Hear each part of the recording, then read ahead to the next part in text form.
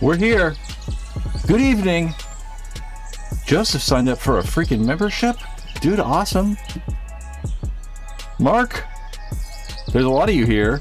A little bit early, but you know, now we're here. I'm moving something around really fast, so there we go. Hopefully everyone's doing well this evening. We're going to talk about a little bit of paintball stuff.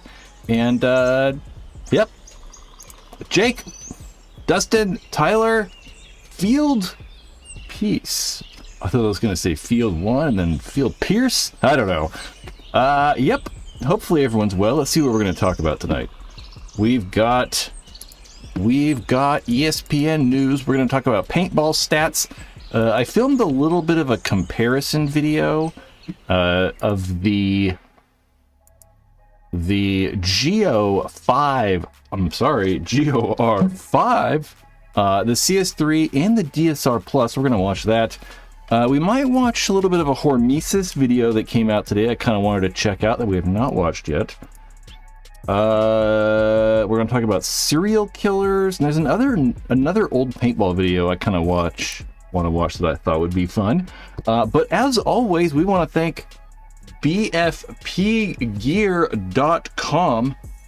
That company right there. BFP Gear, you know, they've been a long time supporter of this channel. It really kind of helped facilitate and help me in many ways. One way is just helping in advertising on this live stream. So certainly, guys, if you want to help me out and like these videos, I would highly suggest BFP Gear, you know, as they, you know, help support me. And they're awesome. You know, I've been friends with them for 20 years. It makes me feel old. Check out BFP Gear. There's a link below. Support your local paintball YouTuber and store. Yep. Nate, you're on Wi-Fi in a plane? Ain't loading the video, only chat for some reason. Maybe you can turn just the audio on or something like that. Crazy. What are you guys talking about in here? Brad, looking to start playing OPL, the Ontario Paintball League, I believe. What's the next best upgrade from an ETHA 2? I was thinking 180R. Yeah, probably. I mean, I would say that, yeah, I mean, that's probably the next logical upgrade. Obviously, there's stuff that's, you know, better. But, yeah. I mean, the thing that I would look at is what you want, right? If you want just something a little bit nicer, then I would say for sure the 180R. If you want, you know, the best possible and like all the upgrades and you want to be able to maybe make it mechanical, which you could do with the 180R too, but say the CS3, you really want that Bluetooth and that really nice screen and you like the ergonomics, then, you know, maybe the CS3. But certainly in that price, there's like the 180R and DSR Plus I kind of like also. Chris Williams with a huge 49.99 super chat. Dude, you're freaking awesome. You're freaking...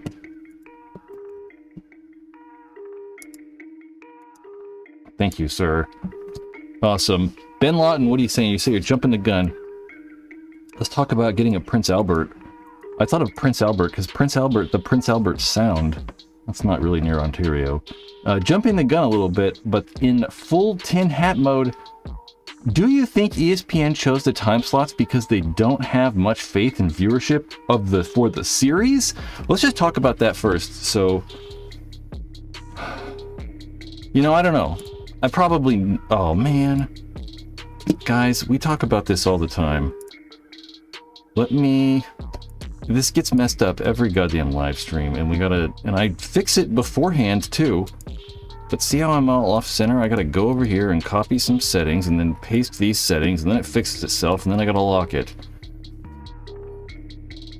So if you guys haven't been following along, Paintball for a long time kind of had some stuff on TV. You know, I want to say the first time Paintball was on TV was a very long time ago. I mean, Paintball in its initial like 10-ish to 12 years was on TV quite a bit, and I think that the main reason for all the TV back in those days is just because it was weird and interesting, you know? It was a sideshow, and it was something that people had never seen before. So when Paintball was on TV in 1995, it was just there because it was so unique and just kind of a weird kind of sideshowy thing for them to put on TV. And it progressively, we got more and more TV. There was more organic stuff, but I still think it was mainly focused on paintball players. I don't think that you're going to get people that don't play paintball to watch TV like this. I think that it's all going to be paintball players, which I don't know is a good and a bad thing. But if you're going to be available Sunday night or Sunday morning, I should say, Jesus, August 4th at 1 a.m. Eastern Standard Time on ESPN2, you can watch the 30-minute segment, the whole entire finals, between Red Legion, or Russian Legion, as we like to call them here, Russian Legion and Aftershock. So it's 1 a.m. Eastern Standard Time. That means 10 p.m. Pacific Standard Time. So it's going to be a little bit earlier. It'll be on Saturday night here on the West Coast. But it's pretty easy. I mean, if you guys have, TV, try to record it. I don't personally own a TV. Well, I do own 3 TVs, but I don't actually pay for ESPN. I don't have cable. So I'm going to have a family member record it for me. So that's the way I'm going to watch it. But I got to remember to tell him to record it. Yes. Let's make sure these dates are right. For some reason, I think the dates are wrong. No, that's right. So make sure to watch. And why are they putting it so late? I don't know. I think that what Tom Cole said was that the reason they're going late is what this whole thing is anyway, is this whole weekend coming up. ESPN has this thing called the Ochos. It kind of came out of the dodgeball movie where they had weird sports on ESPN 8. So they're kind of taking this weekend and showcasing a bunch of odd sports. I mean, that's kind of where, what the hell's that beanbag toss game called? Cornhole. That's where cornhole got popular. They have dog surfing. They got all kinds of random weird things. And this is kind of where why they're having paintball. It's going to be in those kind of weird categories. What Tom said, though, is they're giving priority and earlier TV times to those sports they've had before, right? So maybe they've had dog surfing or whatever the hell it is. They're going to have that on earlier because they've possibly had that before. That's certainly the case with cornhole. Cornhole they've had on so much now that it's probably going to have that better prime time viewing thing, if they even have cornhole, because cornhole's on just like regular TV now. So they might not even be doing it during these Ocho finals. But Ben, it does kind of seem that way a little bit. But it's also kind of it's like a self-fulfilling prophecy, right? They're like, nobody's going to watch it, so let's put it on at 1 in the morning. You're like, well, no one's going to watch it because it's on at 1 in the morning. That's... So even if people were going to watch it, it makes it really hard because, it's 1 in the morning. What are you guys talking about? Oh, Ben there again. That's also part of it. Feels like having something like paintball against a dog surfing, getting a better time slot, feels a bit of a slight. I don't even know. Is it though? I mean, people think paintball is not even real and they think it's a joke, so I don't know. Is dog surfing any more like unjokey or jokey than paintball? I don't know. John says it's Geo4 or a CS3. I don't know. We can talk about it. We'll talk about that in a little bit here. Jake, do you think the attempts of implementing quarters in Major League Paintball Series might be to make it more ready for TV? For sure, 100%. We talked kinda about that last week too. We talked about some of the updates that, maybe not updates, but maybe like experiments. Did I really delete that? I thought I left that. No, I didn't. There we go. We talked about maybe some of these experiments that Tom Cole kind of talked about over on the Play the Game podcast. The music's really loud. I'm turning that music down. Yep, Tom talked about a few of these things. So they were talking about the first event would probably be Riverside Phoenix or Vegas. And the fourth event will probably be Texas. But that third line right there, like Jake said, they're going to possibly look into doing quarters rather than halves. So rather than have 10-minute halves, they'll force to do quarters. And what'd be kind of cool about that is that you think right now it's possible we have 2 points run, right? You could go to time in the first 10 minutes and there's halftime, and then you could run out the clock in the second half and there's time. So there could be technically only 2 breakouts. What switching to quarters would do, at least it would allow 4 breakouts minimum, right? There's at least going to be 4 breakouts. So it could, in theory, speed up the play a little bit.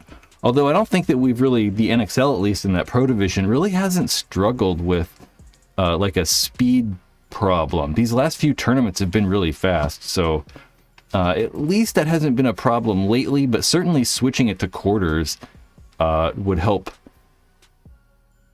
I think help a couple things. It would for sure help TV, just because it would allow more like scheduled time breaks. You'd kind of know when the breaks were going to come a little bit quicker, right? It's not going to be a whole 8 minutes. It's going to be a maximum, 5-minute time period. It also would kind of force more like, it'd possibly, force more like in between matches for like interviews and stuff like that. But I really think that the main purpose would be like to speed it up or whatever, to try to speed up gameplay a little bit. But that's not 100% a thing. I think that we might see that, maybe at World Cup or something, they'll try to do like an exhibition or whatever, because I really liked those exhibitions. I kind of hope that they would continue those things and we get to see like weirder, not weirder, but maybe like more alternative games or whatever.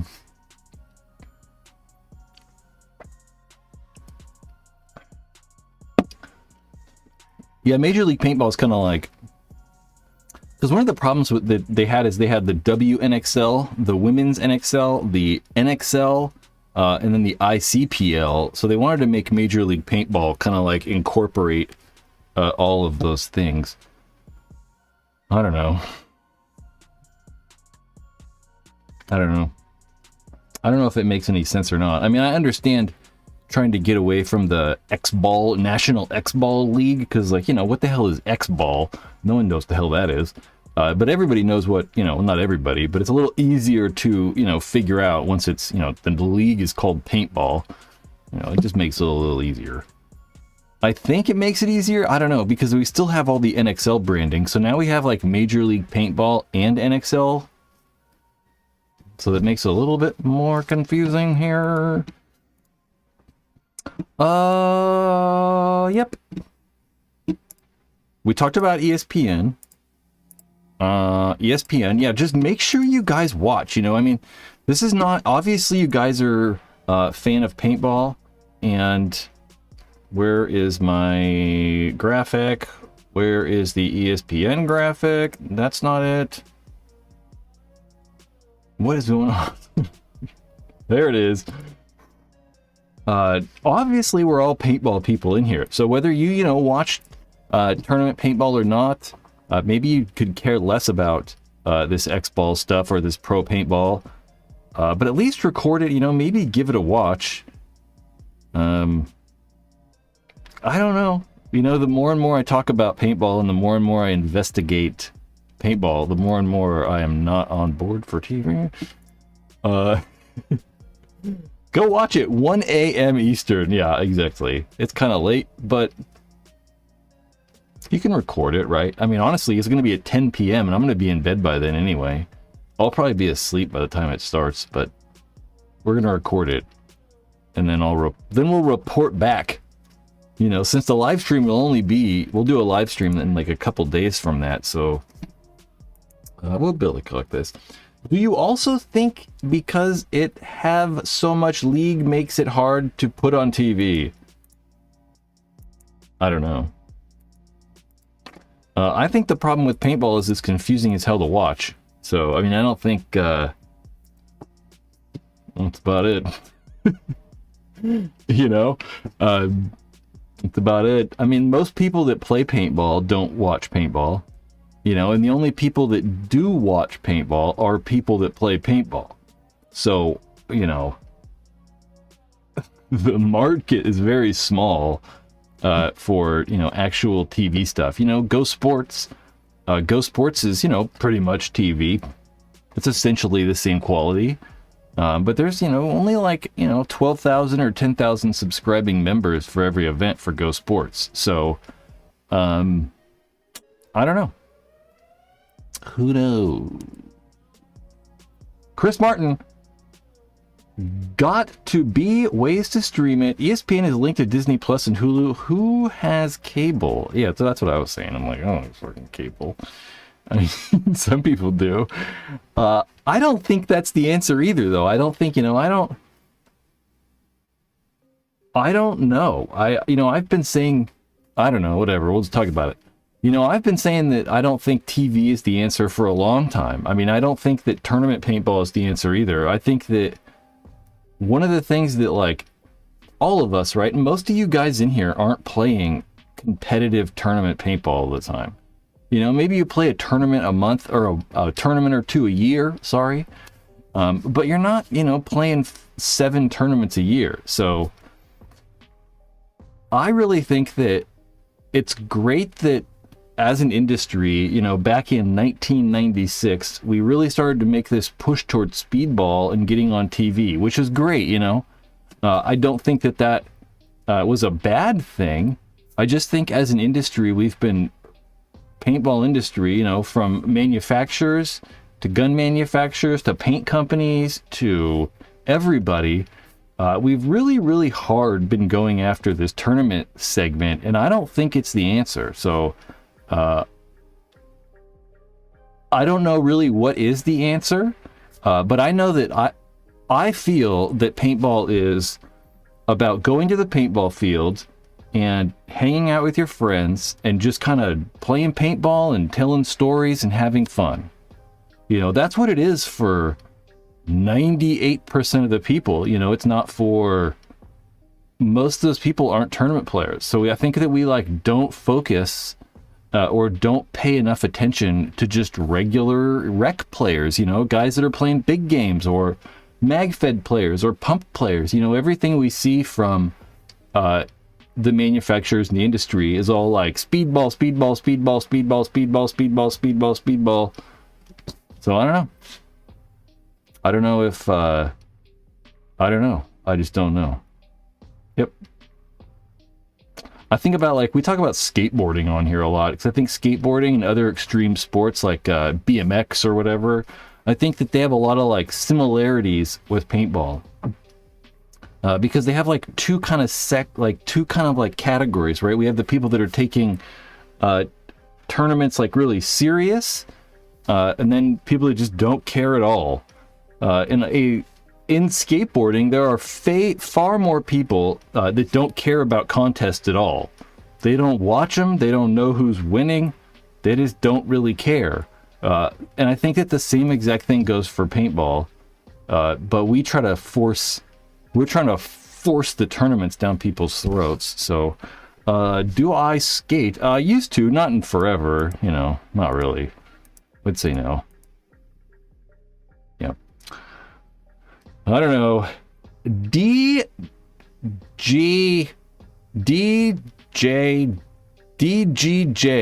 I can't see. It's so bright.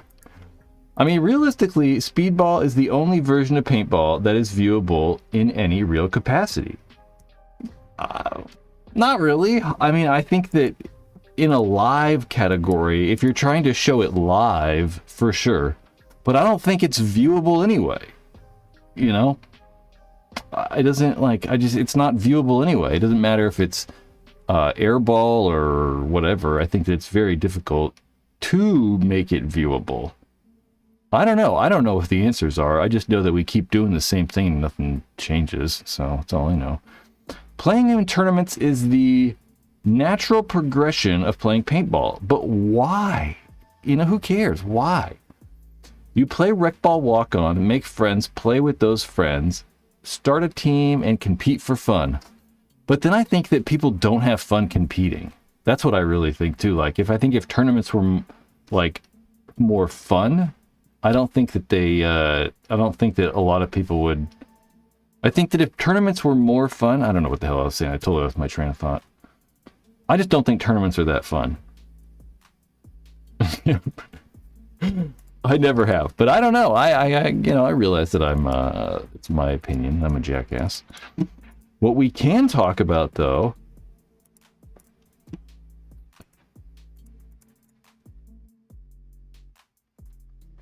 yeah, people definitely want to watch the best of the best go at it.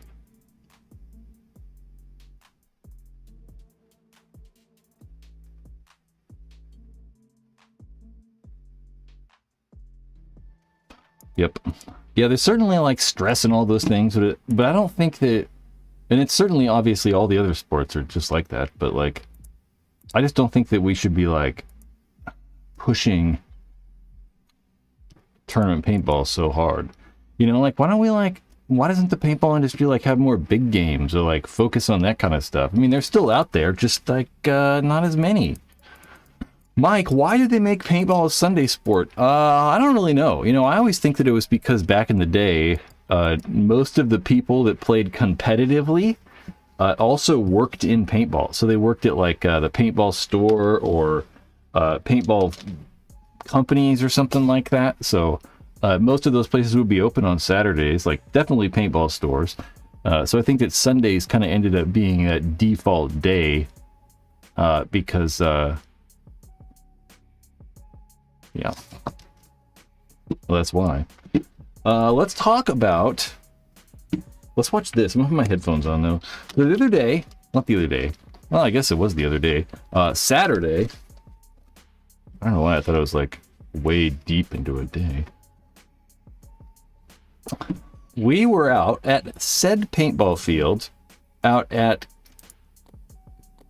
Capitol Edge Paintball Park, shooting... And I filmed this on my phone, and it was in HDR, and this is not HDR, so this is kind of weird.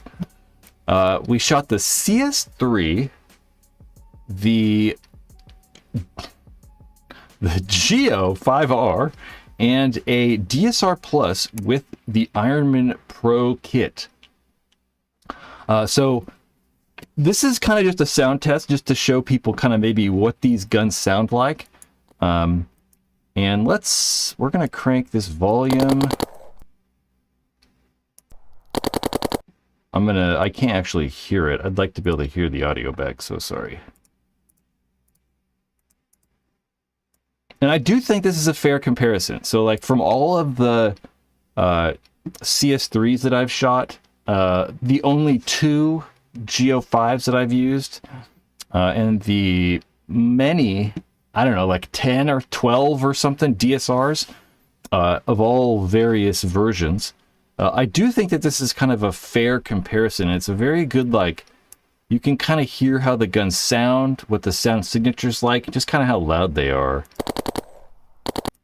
So first we'll have CS3, and it'll tell you on the screen.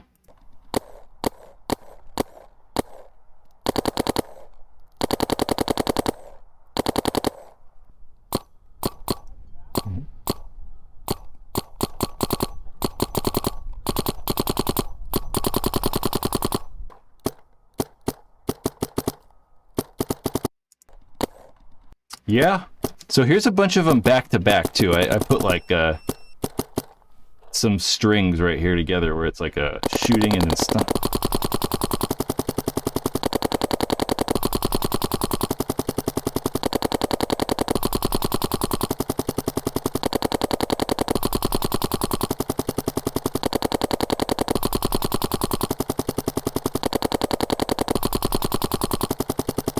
So for sure, I mean, even, you know, this is pretty much just what it sounds like.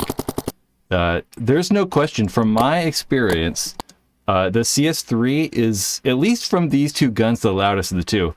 And I should say with the Geo 5, I had the brass FSR in there, so the lowest flow, which should make it the smoothest. So it's the smoothest settings you can possibly have on that Go5 as well. And it's a little bit different, I think, than having that stainless steel FSR in there, but not dramatic. One of the things I definitely think is that shooting the Go5, it shoots extremely like the 3.5. Maybe just like 10 to 15, like 15 to 20% less kick and less sound signature. The DSR Plus, though, is insane. I mean, the DSR Plus is practically like, I mean, it's like a totally different gun. I mean, it's so much quieter.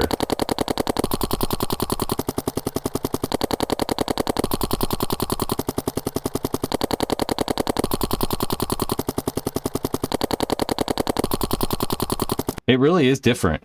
I think that, man, I don't know. If I was choosing a high-end gun right now, I think that I'd probably be going with the R5. I really do like it. I like the ergonomics. I really like how clean it looks. Overall, I think it's a very, very good gun. I'm a fan of them. Ben is so right. 4 a.m. sometimes to get it going is rough. What are we talking about?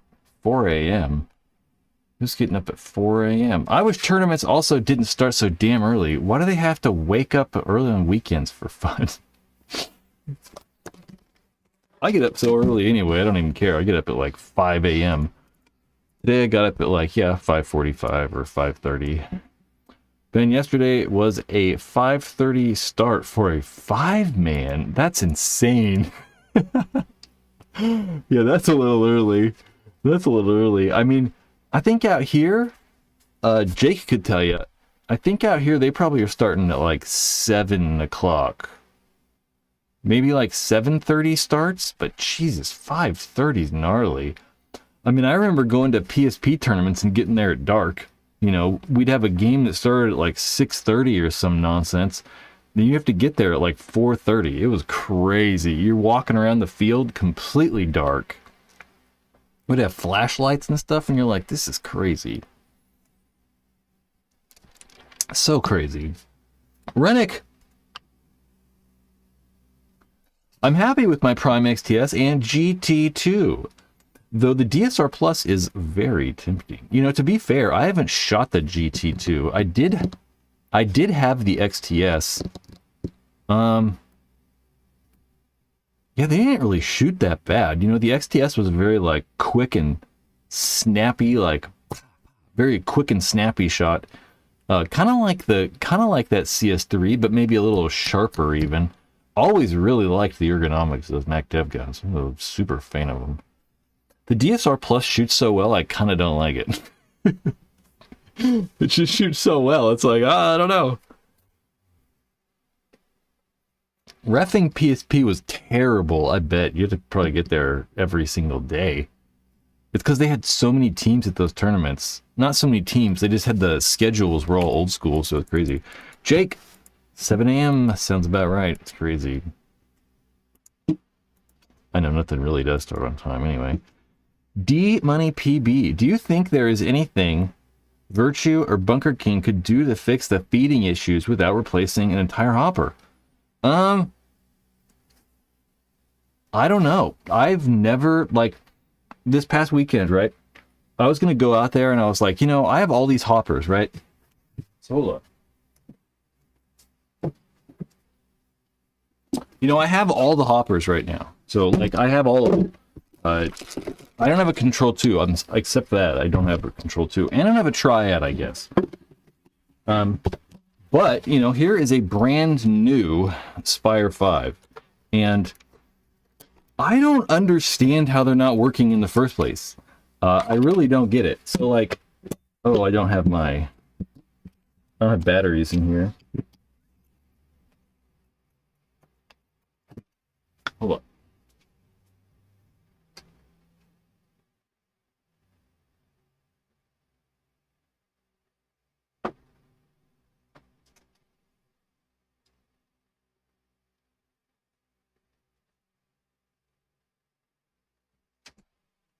I don't know. I thought I had like a bunch of batteries right here, but I guess I don't know. Hold on.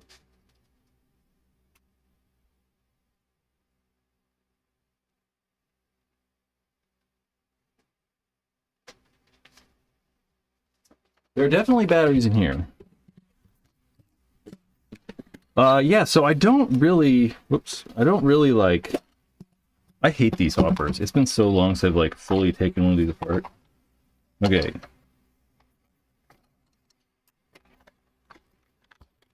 Like it literally has been forever. Oh, that's right.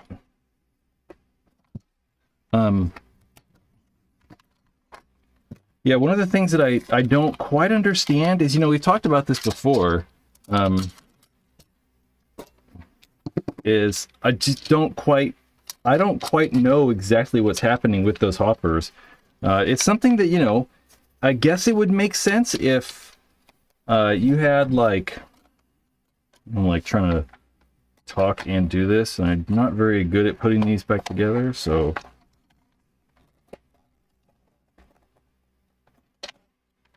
there we go. We're good. Nope, that's not it.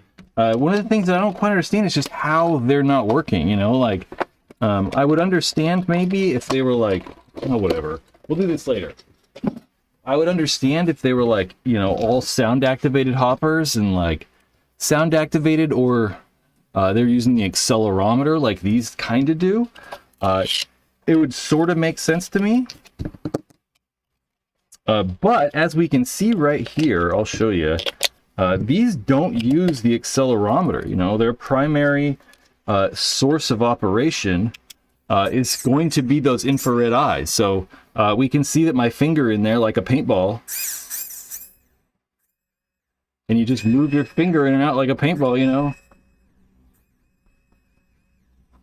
I'm not going all the way out, so it'll stop, you know.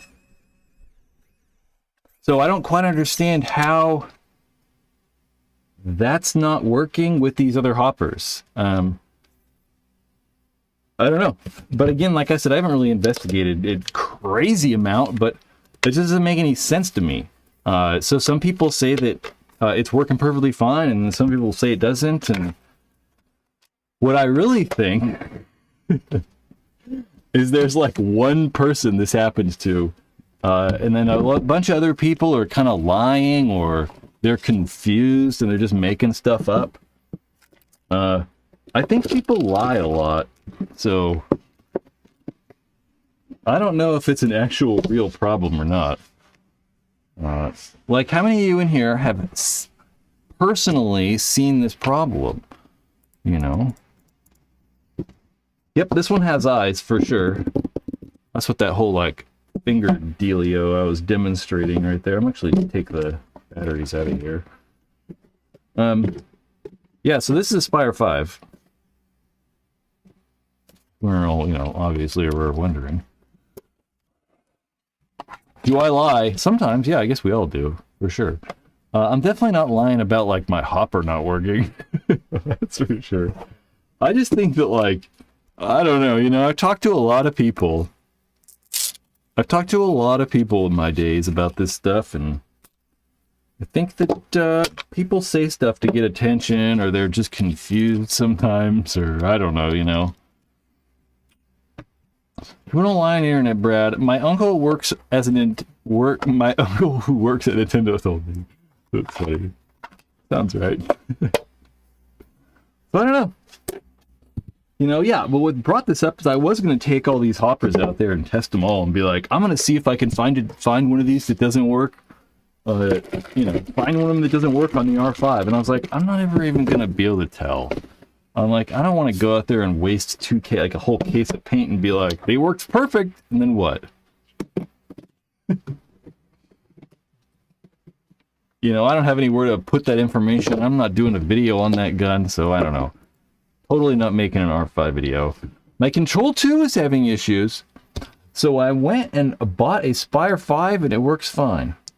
But were you having problems on the specific Geo R5 paintball gun? You know, I just remembered. I want to play with that next time I go play paintball. Is there still a new Halo coming out? I imagine there is. Yeah, we haven't heard any like official information on it yet, but I assume it will. The Control was having issues on the R5. Yeah, I don't understand. you know, because it's all eye activated. So it's like, I don't know. The only thing I can think of is maybe like somehow the feed neck is a weird height, and it's not like activating the eyes sensors on the hoppers, but then that's not like a Planet Eclipse problem, and that doesn't make any sense either. So I don't know. Stoked for a new Halo. Yeah, me too, kinda. I actually really like the Halo. I got the regular one back there somewhere. I also wanted to, I was going to try to use the Sonic this weekend, but I didn't have a 9-volt. Your Spire 5 doesn't fit on your DSR. Yeah, I'd believe that. Yeah. For sure. Sometimes the feed decks are a little weird and wacky in size. You still run your old Halo. That's an old one. All right, what else can we talk about? You guys are getting me so off track. Maybe we can watch an old video, but in the meantime, there is going to be this Thursday, gentlemen, this Thursday, for all you channel members, like I see Ben's a channel member in here, Tyler, there's some more of you, Chris Martin, all channel members, that we are going to have a watch party for Serial Killers, 4 p.m. Pacific Standard Time, August 1st, 2024. So you just got to be a channel member. You can be a member by following that link right there. We'll run this little promo. You can follow that link right there again, same link. And you can figure out, you know, what channel memberships are all about. But it's going to be for everybody. So if you're a supporting member or one of you fantastic pro members, it's going to be for everyone. So this Thursday, 4 p.m. Pacific Standard Time, we're going to watch this, Serial Killers. So if you are a member, please come by. If you're not, you know, think about signing up. It dramatically helps support this channel. I mean, without your guys' support and gracious companies like BFP Gear, I don't know. We wouldn't be doing this at all. So think about memberships, and if you are a member, make sure to come by. And you don't have to watch it live. It will be DVR'd, so you can, just like the live streams here, if you don't watch it, it'll just be there to watch it and rewatch it, I guess. Yep. I think the push one we did worked really well, so we're gonna keep these going along and just kind of see how it's going. Heated Spades, you're gonna come by though. You better be there at the goddamn push watch party. There were a bunch of you last time, so I really kind of liked it. It was kind of fun. I'm surprised how many people showed up. It was pretty cool. Man, I can't wait to see if Dye has to go through restructuring. Yeah, who knows? I mean, we'll probably find out here soon. There is a court date set for like September 14th or something like that. Somewhere in there. For Dye to something. Know what's a DSR perfectly?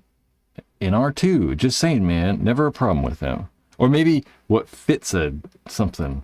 You know, I actually have hated on the rotor for a long time, right?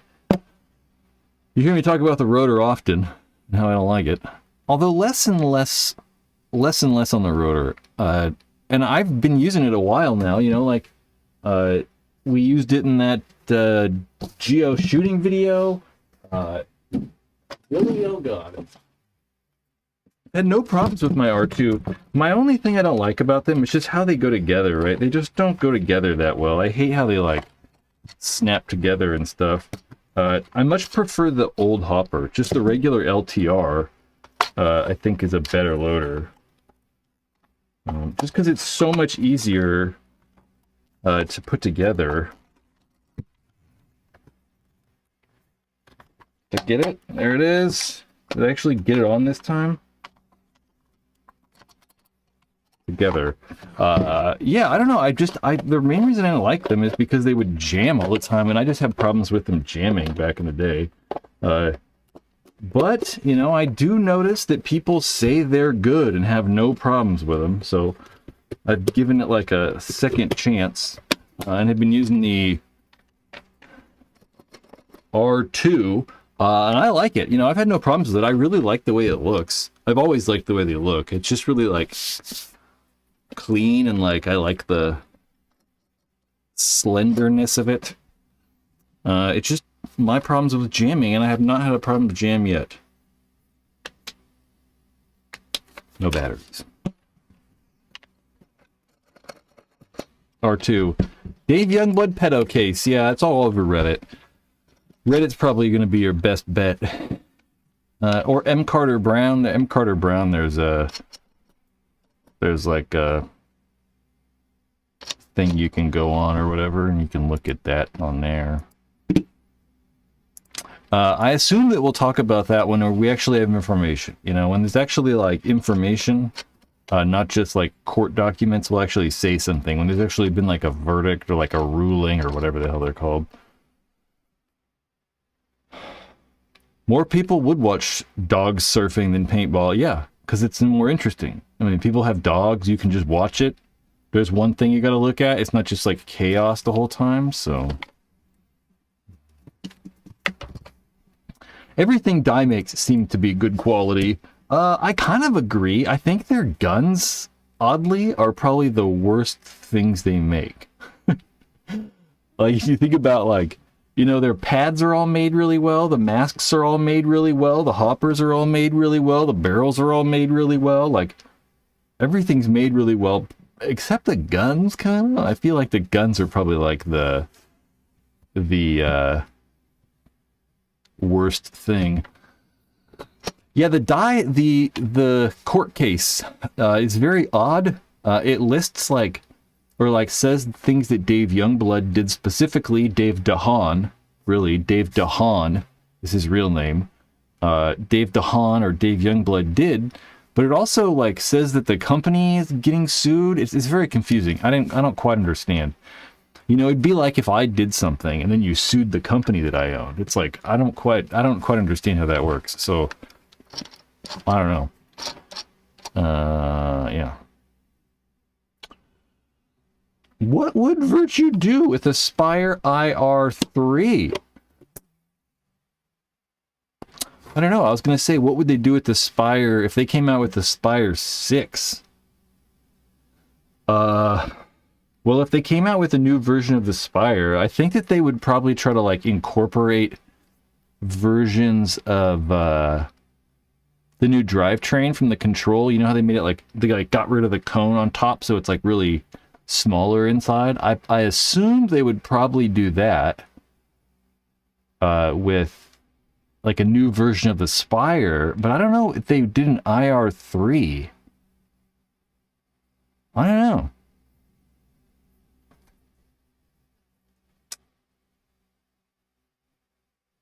Honestly, don't know. I mean, I'll probably just update it. You know, they could update the paddles. They could make the paddles more similar to, like, the, you know, Spire 5 or whatever. I'd kind of like to see it come apart like the Spire, like, 3. When the Spire 3 started coming apart like that, like the current version. The, like, clamshell style or whatever. But then you kind of run into it being too similar to the Spire, and then it kind of gets, the lines get a little blurred, so I don't know. What guns are currently considered the best quality, milling wise, and fit up? Yeah, that's what I think. When I say quality, I don't really mean, like, how well they perform, you know, I just mean, like, how well the pieces fit together, you know, and how well the screws feel like they go in, and just stuff matching up really well. It's still Planet Eclipse.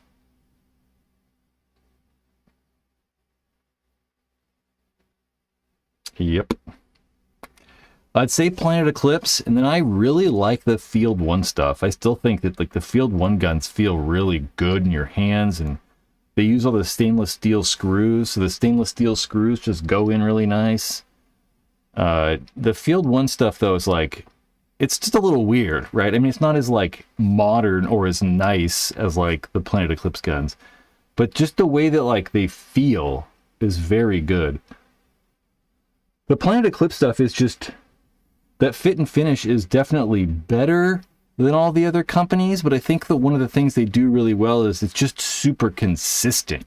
You know, like, their guns are all the same, pretty much. You don't get one that's, like, a little weird. It's like, they're all just flawless. But I do really think that when you're putting together the Field 1 guns, they kind of just feel the best. But I think it's because of those, they used the really good stainless steel screws and stuff. That has something to do with it.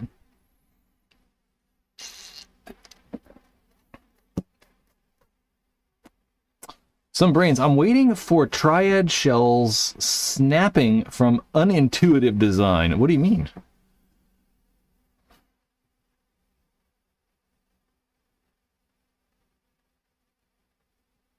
I don't know. Manufacturer tolerances. If they're really tight, people feel quality. Yeah, pretty much. I mean, that's what... yeah, because it's more expensive to make it, right? It's more expensive to make the tolerances tight.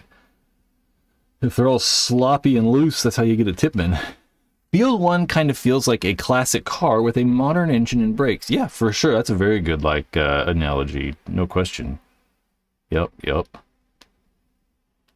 Tyler Harris, Dye lost me with the Hourglass ultralight frames. I'm with you. I don't really like the Hourglass frame either. Although they've been like that forever, you know? I mean, when was the last gun that wasn't? Like a DM5? Like 2005 or something like that? But I'm with you. I mean, I don't really like those. I'm not really a fan of those either. I much prefer just like a normal fat frame. But some people love them. So it's kind of like that, you know, some people like it, some people don't. It's kind of like the I-pipe. I'm not a huge fan of the I-pipe design. Just because it's, you know, it can break and it's a little less reliable. But some people love it. So, some people love it. I don't know. Brad, the JT Triad, you can not hinge the top open. You have to push it forward and remove it. Yeah, for sure. But I don't know if they're going to, like, crack them in half or some brains. What do you say? Okay, yeah. I get what you're saying. For sure. Because you have to, like... so someone's going to try to, like, go like this, and they're going to, like... they're going to snap the front off? Yeah, I forgot about that. I almost did that, I think. For sure. It'll for sure happen, but I think once you do it, you know, once or twice, you're probably not going to have that problem. That's funny. Anyone remember Sandridge autocockers? Barely. Trenton Ralph, what is your opinion on MacDev? Kind of on and off, right? I think that when I'm, like, if I'm a consumer, right, for me, what I look at is, like, you know, what's going to be the most reliable? What am I going to get parts for easy? What's going to have good resale value? What seems to be supported a lot of places? And I think that for most of the larger manufacturers, whether that's Dye or Planet Eclipse, DLX or Shocker, that's about all. Field 1, I think that you're going to get all of that good stuff. But MacDev, for me, it's hard because I don't think their guns are as reliable. I don't think that parts are as easy to get. Service is not as easy to get. Those are my biggest things with those. Some of their guns shoot really well. They all, to me, feel really good in my hands, but they're just not as reliable, in my experience, compared to Planet Eclipse or, you know, whatever, other companies. So I just want the shit to work. I don't care if it shoots good or bad. I just want it to work. So Angel made some really nice quality guns. A fit up on the A1 Fly was excellent. I beg to differ. As somebody who assembled and worked on hundreds, I don't know. You know, I think that Angel when Angel moved all the machines to China, or they moved all the machines to Taiwan, the quality certainly suffered. But what Angel did, they didn't actually like buy the machines there in China. They actually took all the machines from the UK and took them to Taiwan and set all the machines up in Taiwan. And for a while there with the original A1, they weren't doing that great. I mean, they're definitely having problems with consistency. But the A1 Fly for sure got better. But I would say that the previous guns were way better. I mean, the G7 Fly, like somewhere's right there. The G7 Fly, the G7, the A4, the A4 Fly. I mean, all those guns were all better for sure. Yep. I really liked my A1 Fly though. I didn't dislike it. Could probably find. Let's see if we can find some pictures of me using an A1 Fly. This seems to be what we do now. Find pictures of Brad from back in the day. There's right there. Ooh, look at this. Look at this action shot. Is this gonna work if I do this? Nope. Not gonna work.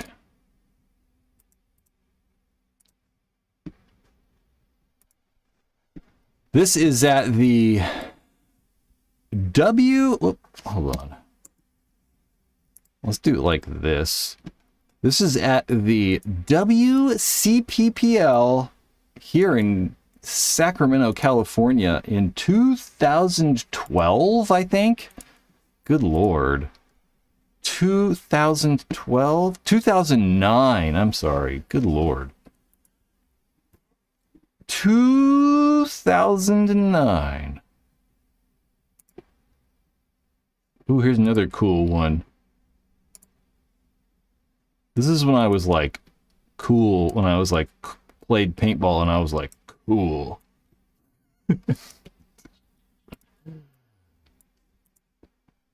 It's all that same gun. Back in the day.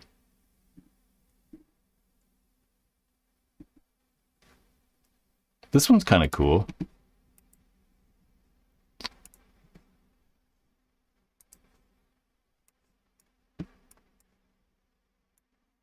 Look at that one. That one's kind of fancy.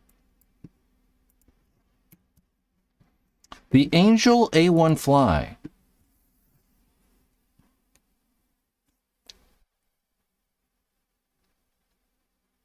Yeah, I don't know. My A1 Fly, they shot really well. I mean, one of the biggest problems with these guns is that, like, they were notoriously just hard to fix. I mean, Angel, you know, back in the day when they had the original, like, LCD and stuff, you had to have special tools and stuff to get them to fix them, and they kind of continued that forever. Whereas, you know, Bob Long guns or, you know, a DM4 or something like that, you didn't have to have special tools. So they were much more difficult to fix than most of the other guns. I really think that was their biggest problem, was that they made them maybe too complicated and just not really easy to fix. Give us gear breakdown, some old picks. Give us that gear breakdown for the old picks. What do you mean? What am I using here? I don't know. Stock barrel. I did have an R2 there. Still got a Proflex. Like the same. It's like the same stuff. I don't know what the hell that tank is, though. I think I still have those pants. No, I don't have those pants anymore.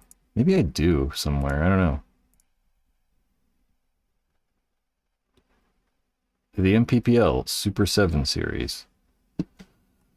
All right, what else we got here, guys? What else can we talk about? Let's watch this. I haven't watched this yet. This is a Hormesis video. We're gonna watch the Hormesis video from I don't think it was a Crossfire tank. I thought about that. I think it was like a nitro duct tank. I mean, we could probably find out. Let's I mean, my hand is covering, or my wrist is covering the tank, the regulator, and all the pictures.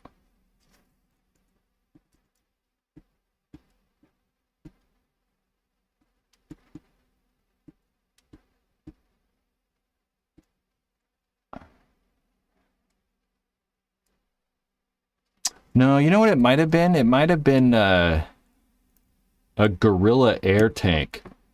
Like an old First Strike tank before, like, they made the Myth.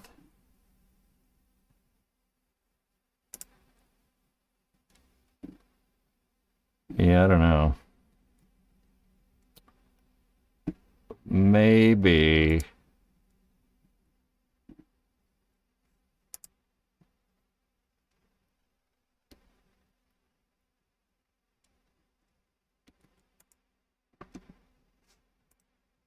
Huh. I don't know. Trying to figure it out. I have no idea. No clue. And hands. I don't know. Because my wrist is like covering the regulator every time. So I don't know. Sack roots, Bobby. Jeans, the true ballers.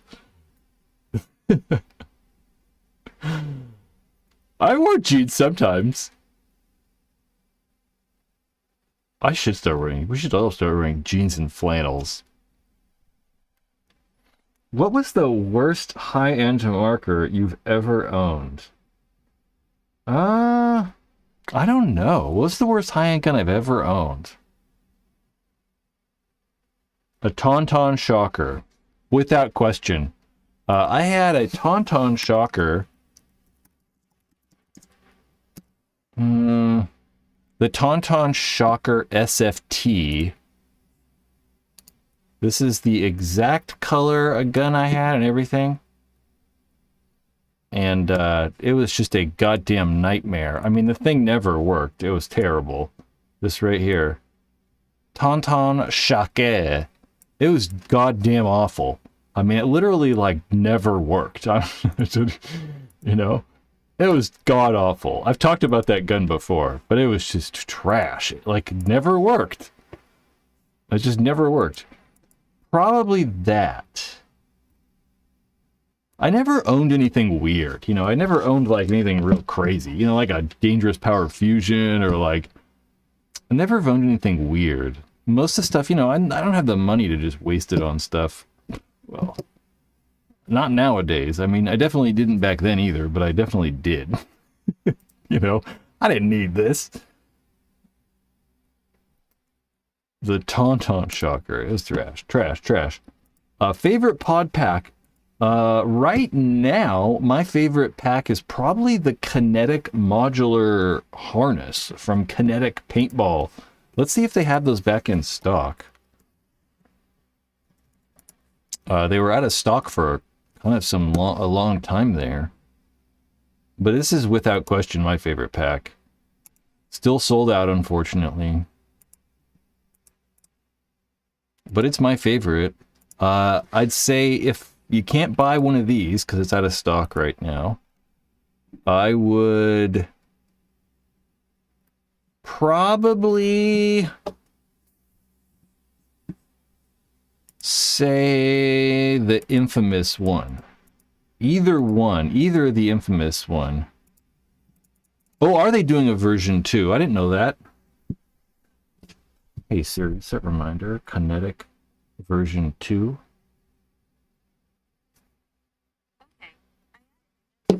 We'll look into it later.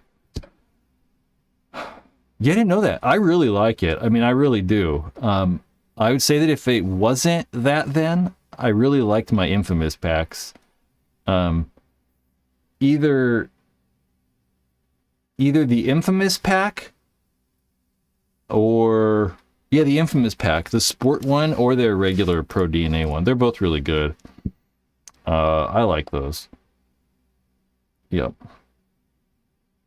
They should have something on their Instagram about it. I know, I kind of thought that right when I was making the note. I was like, we could try to just go look. Okay. Let's kadoodly doop doop. Oh yeah, they do. There we go.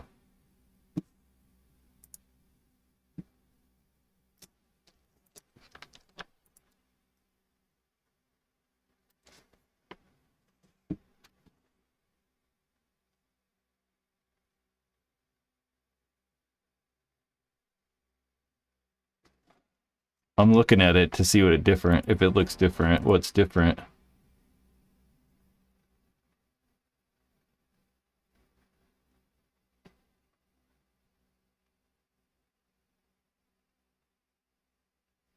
Oh, so pre-orders are actually starting. Wow, yeah, pre-orders start tomorrow. They start tomorrow. So there you go.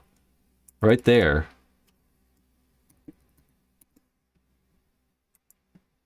Zoom.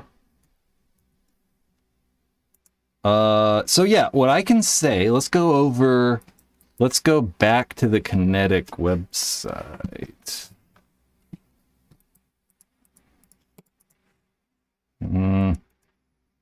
So what I've gathered from looking at that is two things. It looks like they've increased the amount of padding maybe, or articulation maybe even in this back area. There wasn't really any padding in the rear.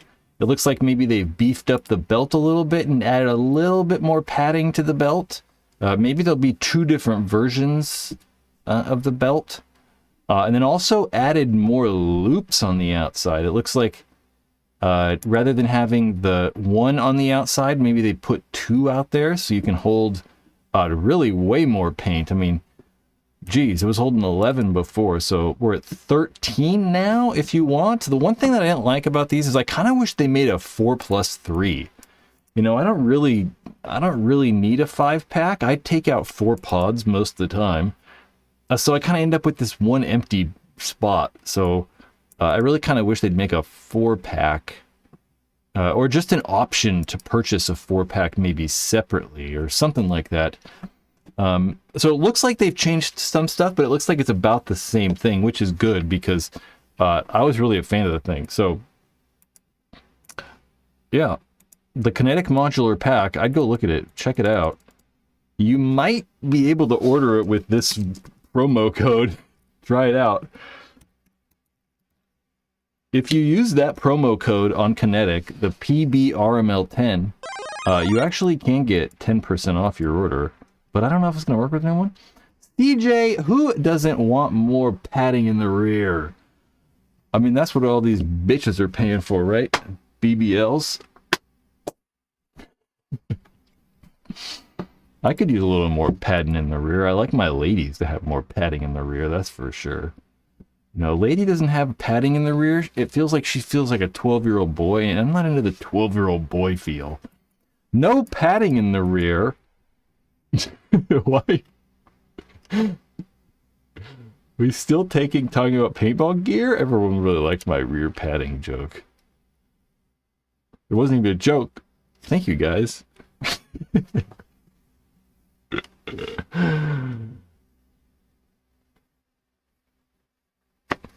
6+ pod pack works great for my shocker. Yeah. Why do I feel like the lighting changed in here? Something get weird?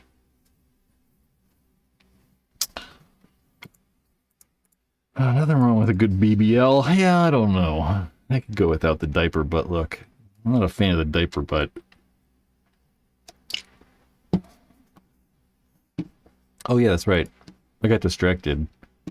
Give the live stream a like. You can see the comments down there. You can see the chat bot going crazy. Just give this live stream a like, you know? It helps out. It really does. Just be like, kabango! Okay. This was earlier today. I didn't see this. This is the Hormesis Unzian.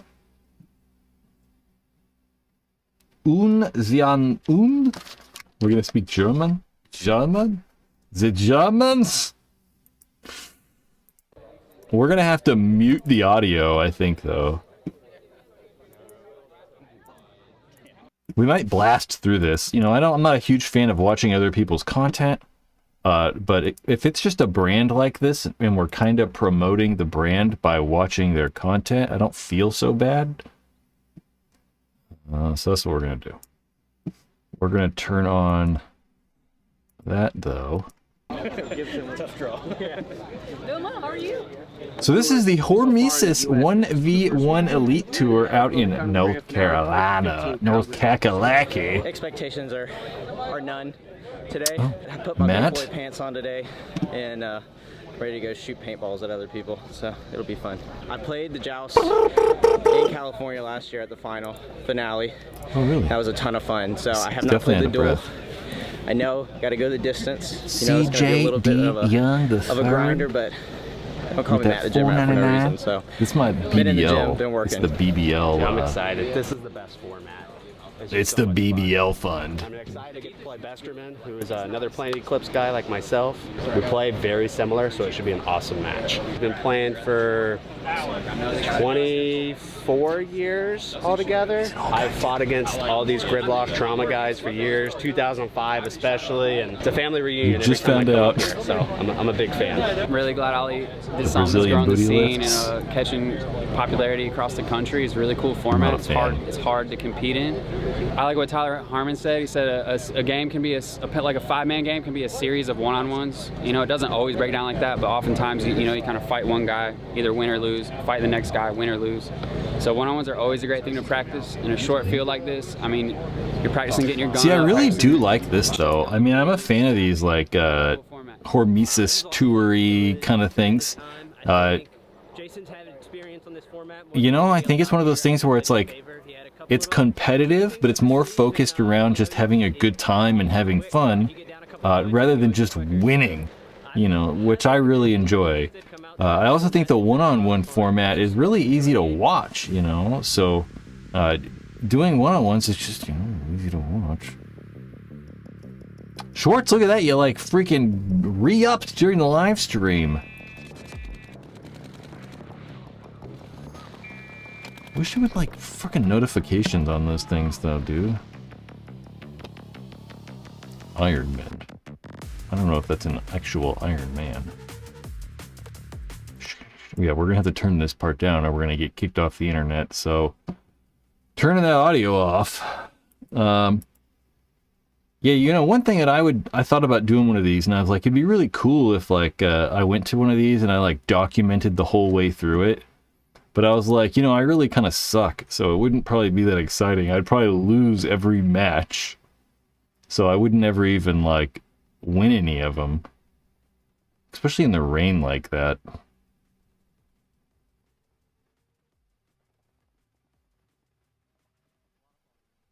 I don't know, maybe I wouldn't be so bad. Yeah, I'd probably be pretty bad. What else he has, if I can stop that, which I feel pretty confident that I can. The more moves he's making is more potential for me to catch him moving, where if I don't move, he's not going to be able to catch that. Yeah, the one-on-ones are actually really kind of beat me in a gun fun. battle. They did, if you guys want to watch like a really, really good one, I would go check the link below. This will take you over to the Hormesis YouTube channel, and there's quite a few of them on there. I think they put like 3 really good ones up. I think they did Yosh Rao and Alex Fragi, maybe, and the Greenspan played Archie, and they did, I think, Ryan Greenspan and Oliver Lang played together, which is really, I mean, they're actually watchable, you know? It's kind of the same way I felt about watching the Ultimate Shootout. You know, it's actually something you can watch. It's actually easy to watch. It's not super complicated. You don't have 5-on-5, so it's just not confusing. And really liked the really like this one-on-one format. I wish we could kind of see more of it. I really do. Really like it. Boomer T. Ollie Lang was ballin'. Yeah, kind of surprisingly a little bit too, you know, like he's not playing that much anymore. It's not like Oliver's, you know, pro like everybody else anymore, but he's still obviously very good. I don't know if I'm digging this weather either. I think I'd call it. If I was one of these guys, I'd be like, all right, it's raining.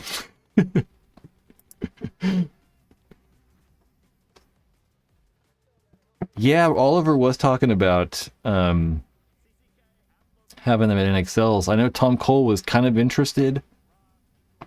I don't know. I'd really like to I'd really like to see it be its own thing.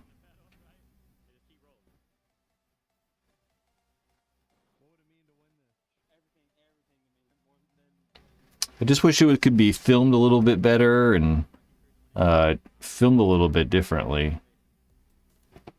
What's with that brown Pro Shield?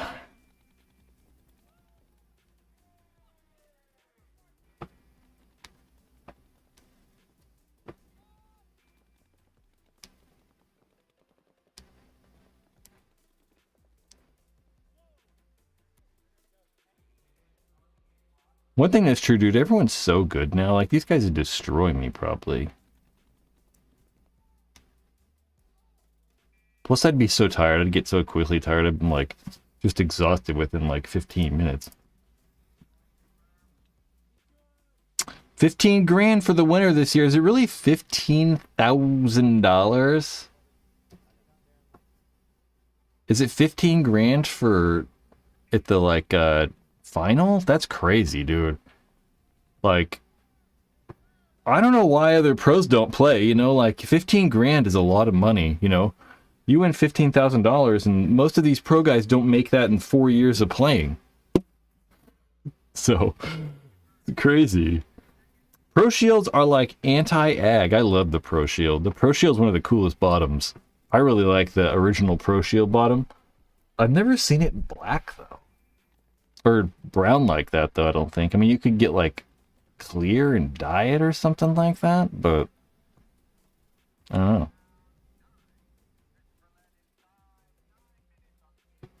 Oh, that's right, the finale is in Thailand, huh? I forgot about that. That's cool, but not at the same time. It's going to make it really difficult for people to go to. I think that they should just allow anybody to play this. I mean, sorta, you know, I really do like the kind of fun, light atmosphere it kind of has. There you are, Dylan Bounds. I really like those shirts. Bounds. Did I say that?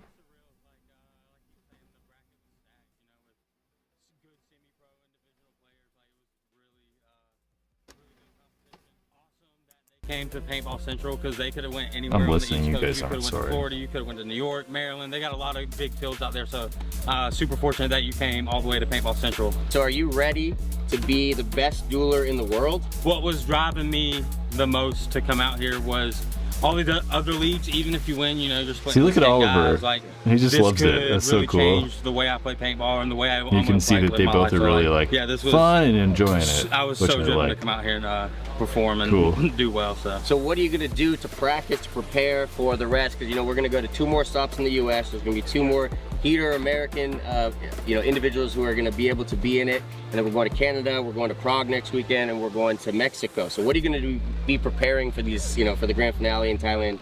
Damn, so not Prague? just training on the field, I've Wow. also more so recently gotten into training off the field, like doing gym stuff, which especially helps doing a format like this. So really gonna be trying to hit the gym and freaking prepare for what's next. Heck yeah. Cool. Go sign up, guys. Take your ass over to this Hormesis YouTube channel and watch them. Like, I bet the top ones are right here. So you can watch Oliver and then Nick Laval. Oh, that's right. Nick Laval and Oliver. Alex Fragi and Yosh. You got Greenspan and Archie. Here's another one. We watched that one already. They're good. I like the one-on-ones, guys. Peep it out.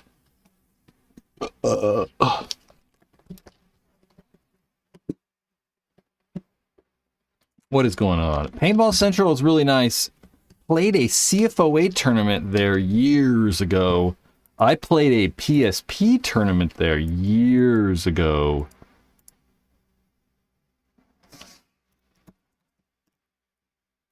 Nope, those are in Florida. Yeah, I played a...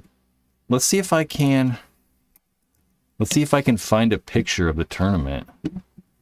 Hell yeah, there we go. That's so funny. This is Paintball Central in North Carolina outside of Charlotte. I think that was 2006 right there, that picture, I think. 2006? 2007? Something like that. That's crazy that I just pulled that up. I'm surprised they found it.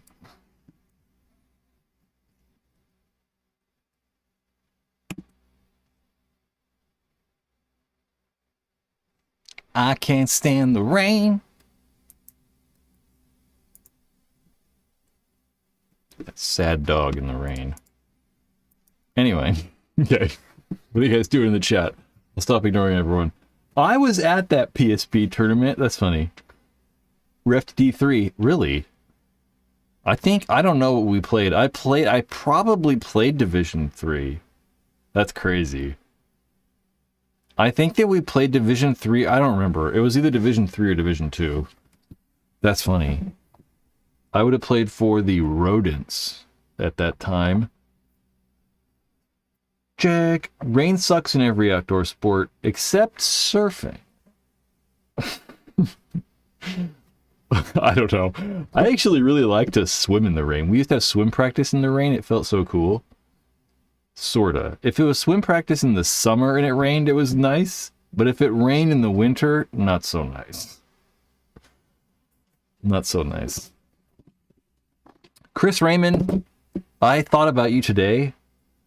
Remember how I meant to talk to you about this on Saturday, and then I meant to get your phone number today, and I just forgot. You at one point were like, I was talking about like adding jokes to scripts and stuff. Do you really want to like read my script for my next video and add jokes to it for me? If you really want to, I'll get a hold of you tomorrow somehow. Because right now, cool. Well, right now it's about the MPPL, so it's going to be the history of the NPPL, and the history of the MPPL. And it's pretty easy. I can even like. Actually, maybe I won't tell you where to put jokes at, but we'll talk about it tomorrow. I'll get your phone number from somebody, and I'll text you tomorrow. Maybe I have your number? I don't know. Send it to me somehow. Brad, you looking for punch-ups? Yeah, I guess.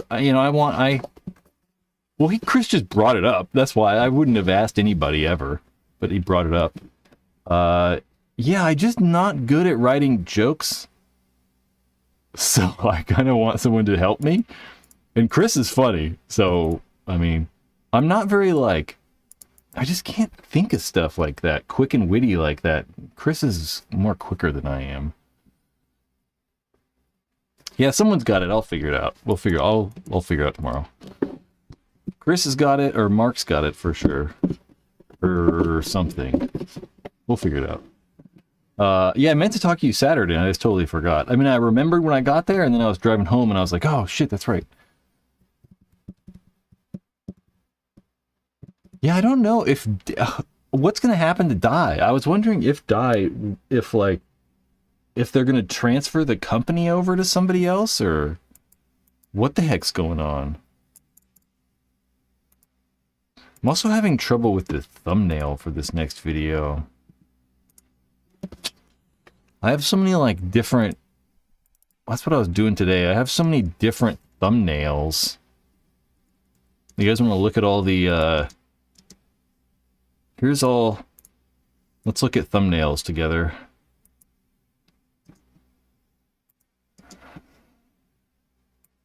We have 10 different versions we're working on. This is not going to happen. Most of these are not happening. They're like templates or like ideas.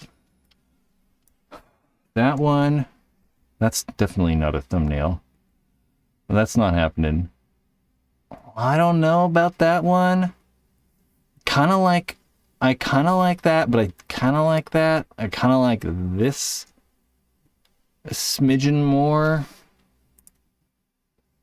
Thumbnails are so hard. Plus, this is kind of a hard one to do because I'm gonna kind of wing it and make it up a little bit. No, maybe that one. Maybe that one. That one might be the best so far. I really like that, but I don't think that that would work very well. But I'm a fan of this one. I think we're probably leaning more toward that. I like that though too, but it's a little bit hard to see what's going on in that one. Anyway, about thumbnails. Nate, are you flying the friendly skies still? Oh, we talked about it. We talked about ESPN. That's nothing new. Nothing that new. Favorite mask. My favorite paintball mask is currently the Carbon Zero from Carbon Paintball, and then probably the Proflex. Joshua Estrada.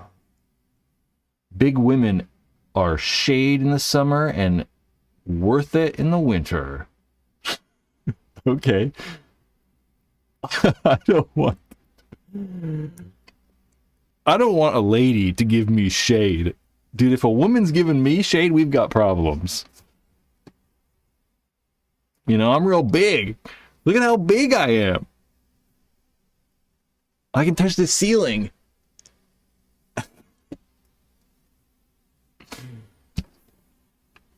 The Dynasty one is dope. They're all Dynasty ones. They're almost all Dynasty ones because I can't choose. It's not even about Dynasty. It's just like people will see Dynasty and click it because, you know, it's like they know what that is. I really kind of like this one as well, though, but it's ultimately about like whichever thumbnail's the most clickable. So without making it clickbait, you know, we gotta like make it sort of workable. Dude, you used to have a dog. I did, but he died. He died a death. You want to see his last days awake alive? Should we show those pictures? Yeah, he did. He was put to sleep. What day? What the hell? When was it? Maybe like 2000. Jeez. What year is it? It was 2021, so it was about 3 years ago.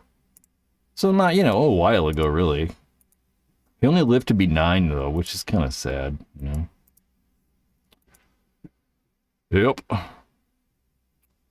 Yep. Jake, all I could think about was Norbit. Lincoln, there you go. Eric, EP. Eric met him in real life. He's probably one of the few people that actually did see him in real life.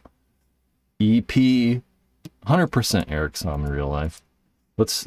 Should we get pictures? A link? I definitely do have pictures of his last day. Because he was super high. I gave him like an edible when we went to like the place. Let's find like a really old picture. Here he is.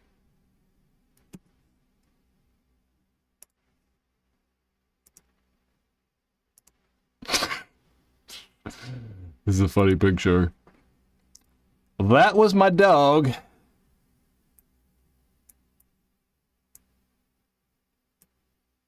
Boop. Look at him. That's when he was like a couple weeks old, though. Oh yeah, Jake, you might have seen him.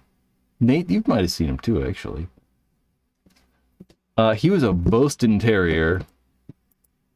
A Boston Terrier. Yeah, that was him only like 10 weeks old. So just a funny picture. Yeah, he used to go to the paintball store with me every day. So he used to like hang out at the paintball store all the time. Which is kind of fun. Let's see if we can find a picture of him working at the paintball store. There's so many goddamn dog pictures. It's like out of control. Oh, you know what? Let's try to find... Dude, he used to go ape shit. Hold on.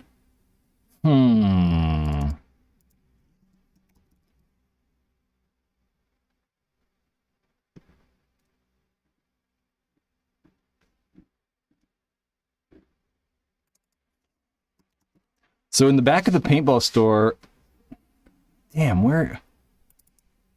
In the back of the store, we had like I had a yoga ball, and like this dog would go just absolutely insane over this yoga ball. Oh, here's some videos.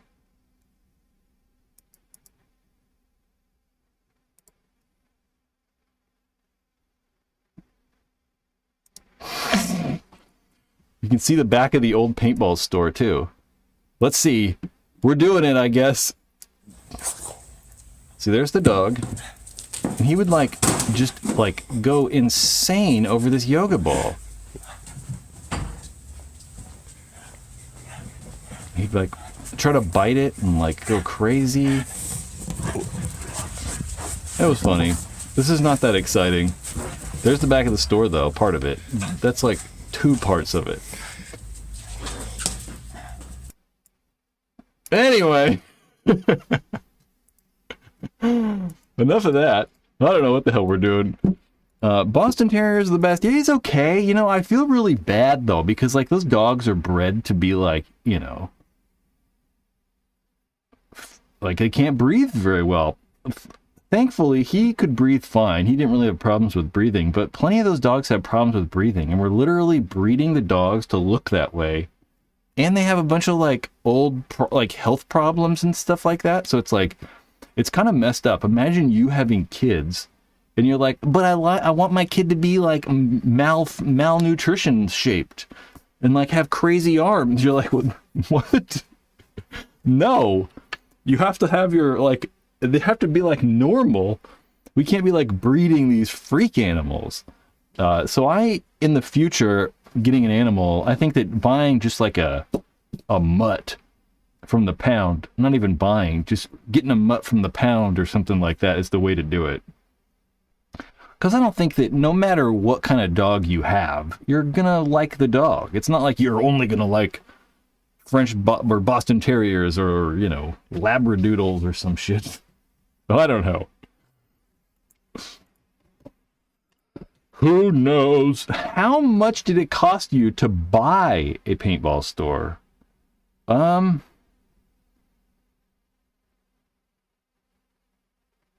don't know. I mean, when I bought the store, it was mostly no inventory. So I bought kind of just the name. There wasn't like a lot of inventory. I think that it was either 30 or 35,000. So not like a lot. I mean, it's, you know, 35 grand cash pretty much. So that's a lot. But then I ended up selling the store as well. So I actually made money when I sold the store, but, you know, maybe double. It wasn't like crazy. But I also was making a living off it for years, so. And it's hard to sell a paintball store. You know, I mean, it's not like you're selling like a used car. There's not a lot of buyers out there. So you at least, I mean, if you can find someone, if I, you know, had someone to sell it to, it was like, okay, selling it quick. Bob Moon gave a decent price. That was what it should be. You know, it wasn't like, it was what it should be. He wouldn't rip me off or anything. So just like, yeah, because I mean, you have someone that's going to buy it. You can't be too crazy, because then there's not, that person could walk away and then there's no one else. It's like, it's that person or no one. So it's difficult. Why did I sell the paintball store? I just hated it. Predator paintball. Yeah, I just didn't like it. I mean, I enjoyed it. I liked talking to people. I didn't really mind that part. I didn't really mind fixing stuff. But I hated, you know, all the paperwork and taxes, and I hated all the owning a business part. You know, it was about all the business stuff, you know, and it was constantly like trying to grow and change. It was just constant, and I didn't really like it. I mean, in retrospect, you know, hindsight, I wish I didn't, you know, because I didn't have to work there. I could have worked like, you know, 2 or 3 days a week and I didn't have to necessarily be there all the time. I could have been doing this and owning the paintball store at the same time. That would have probably been a better decision, but whatever. Oh well. That's where I bought my A1 Fly. Well, you know what? I might have sold it to you. I only worked, but Angel Time, I only worked there like twice a week or once a week. So I didn't work there more than 2 days a week until I bought the store. So I wasn't there all that often. Was that the same Predator as the Predator boards? No. They are separate. I don't remember that clearly. I mean, I could have told you at the time who everybody was, who the Predator boards were made by and all that stuff, but I really don't remember. Yeah, and it's not, I mean, it's a paintball store, so it's not like hard work. It's not like I'm doing anything crazy. It's like, you know, most of the time I'd be sitting at the computer making orders or, you know, random bullshit. So it wasn't like hard work. It's just, I don't know. I thought that I would like it a little bit more. Was it across the street from Firestone? That's the one, Chris. That's the one. Yeah, Predator Paintball had been there for, I mean, the store opened in 1988 in that location. It was opened by O. Pollock, O's dad. O's dad's name was, I don't remember. His name O.H. He was I'm 95% sure he was Thai. O. Pollock. Oh, man. Yeah, it was opened by O, and then in 2004, O sold the stores to Bob Moon. And at that time, there were 4 stores. So there were 4 stores at that point. Bob bought 4 stores, but he actually closed 2 of them. So really he only really bought 2 stores. And then Bobby, there you go, Ed. That's crazy.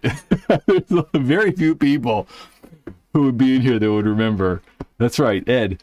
Because there was Ed and Chris. Chris was O's younger brother. Chris also worked at the store. Chris was great. I really like Chris.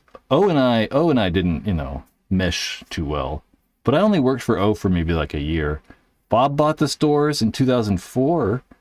And then I bought the store in 2012. And then sold it in 2018. 2018, yes. So I only owned the store for like 5 years or 6 years or somewhere in there. So not that long. And now I don't know. I mean, I sold it to somebody.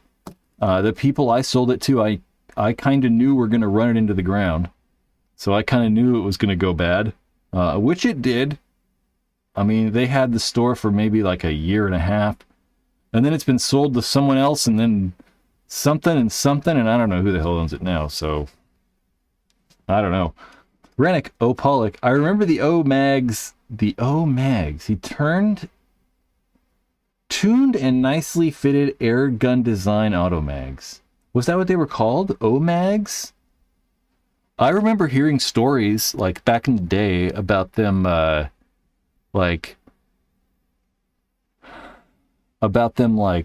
taking auto mags to like Australia and selling auto mags for like $5,000 a piece in Australia because like they couldn't get them there and stuff, so they were like real expensive.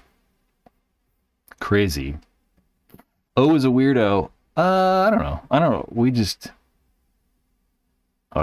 wouldn't pay people sometimes. You know, typical paintball employer nonsense. But I've talked to that guy in 20 years, so I don't know. Ben Lawton, you must have been slinging the good stuff to have $20 to $35 in cash to buy in what your mid to late 20s. Well, I had some family members die that had got me some money. So that's where I had cash sitting around. Don't got no cash anymore. That's why I'm begging for super chats and memberships. Chris, I don't think it's open anymore. Google says permanently closed, but I haven't driven by to check. It's in like Roseville or something, and then like some of the like airsoft Christian ministry people, or like SAC Airsoft, or like Christian Airsoft, I don't know. Someone or something like that bought the store from Ben and Bobby Krulin, who I sold it to. But then I think like they sold it to someone else too, so it's like even more complicated. JP, how was the Modelo I got for you last week? Good. I actually bought a 12-pack and there's still half of it out there. Maybe I'll have 2 tonight. Nate? Freaking awesome, dude. Come on, everyone. Like the live stream. He's begging you. Please. Do it. Christsoft equals Christian Airsoft. It is very weird. What is with Christian groups trying to get into where all the kids are? It's fucking weird. I remember going to like hardcore shows and like metal shows back in the day when I was like 20, and like it'd just be at Christian places. Like, what the fucking shit's creepy, okay, guys? Creepy. What would you call the drink root beer and coffee?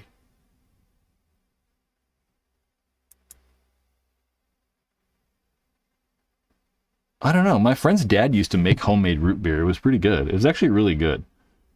It's pretty easy.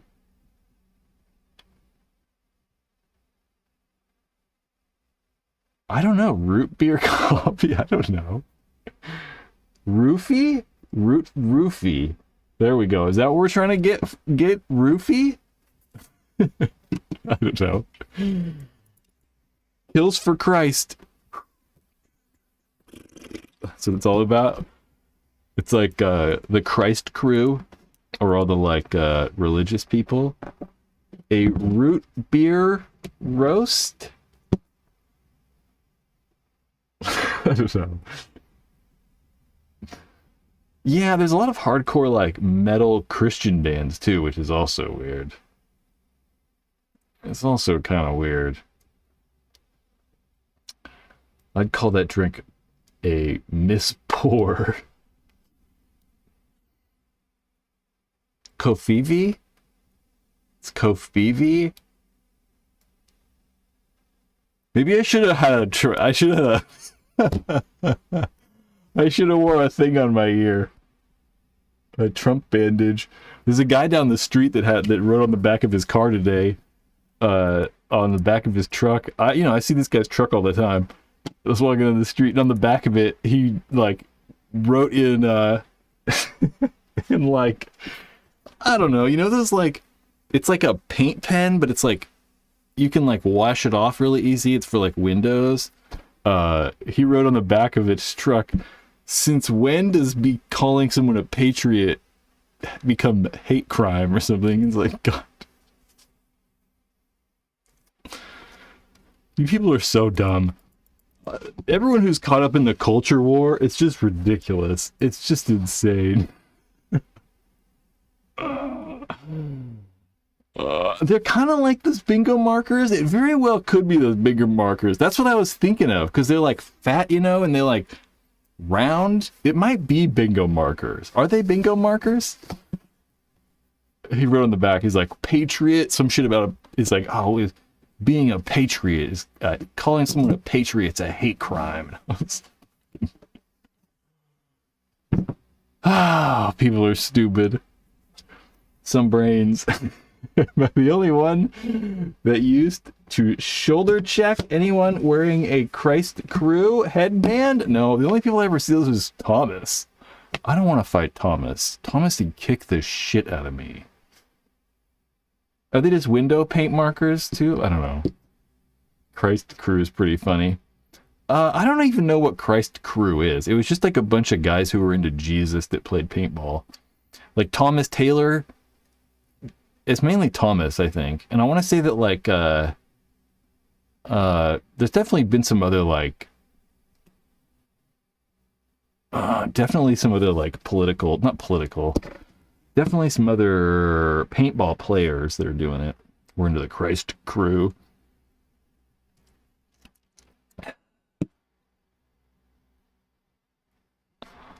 Ben, my friends drew on my car during work with those pens. I was going to say with those penises. Penises. PETA? What is PETA? Does that like stand for something? I used to pay attention to politics when it was actually like when it was actually like, what are we doing for the country? But now it's just like, do you like gay people? Are you against gay people? How do you feel about, it's like stupid bullshit. It's like just like nonsense. It's just fucking dumb people arguing about dumb shit that they don't know about or care about. Some brands, Christ Crew has NPPL and PSP Squad. Did they really? Oh, a pain in the ass. Okay. There we go. I thought someone wrote something crazy about PETA on your car. I was like, shit. The CPPA, the Christian Paintball Players Association. Is that really a thing? I could see that being a thing. You know, they're all gonna have something, right? I prefer stuff that's funnity. Oh, there's Eric. There's Eric and Chris in the same picture. And Becker?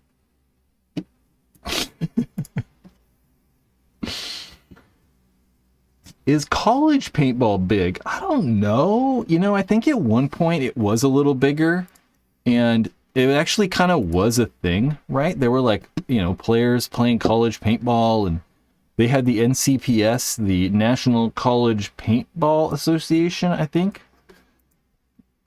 There was all kinds of stuff. I don't know, though. I've never really kept track of that, and I don't really know. I know that I feel like they had problems in, like, COVID, and that probably slowed some stuff down, but I truly don't know. I'm, like, probably one of your worst people to ask about college paintball, because I've never known what's happening with college paintball. It's always been confusing to me. I don't know. JF in Grass Valley was a Jesus freak. Was they? I never went to JF. I've never even been there. Never been there. They were there for a long time, though. They were one of the more successful places. They probably closed like 10 years ago or 12 years ago. 15? Maybe they weren't so successful. I don't remember. Damn, what's the oldest running paintball field in Sacramento? What was the oldest running field? Like, what's the field that was the longest? It's got to be between... I don't know. Do we count the property, though? Because if you say, like... I was going to say it's got to be Paintball Sam's or Action. But do we count the different owners and different entities? Because, like, Paintball Sam's turned into, like, Infinite Edge and whatever, and Action turned into something. What was the property that was used the longest? It's got to be Sam's or Action.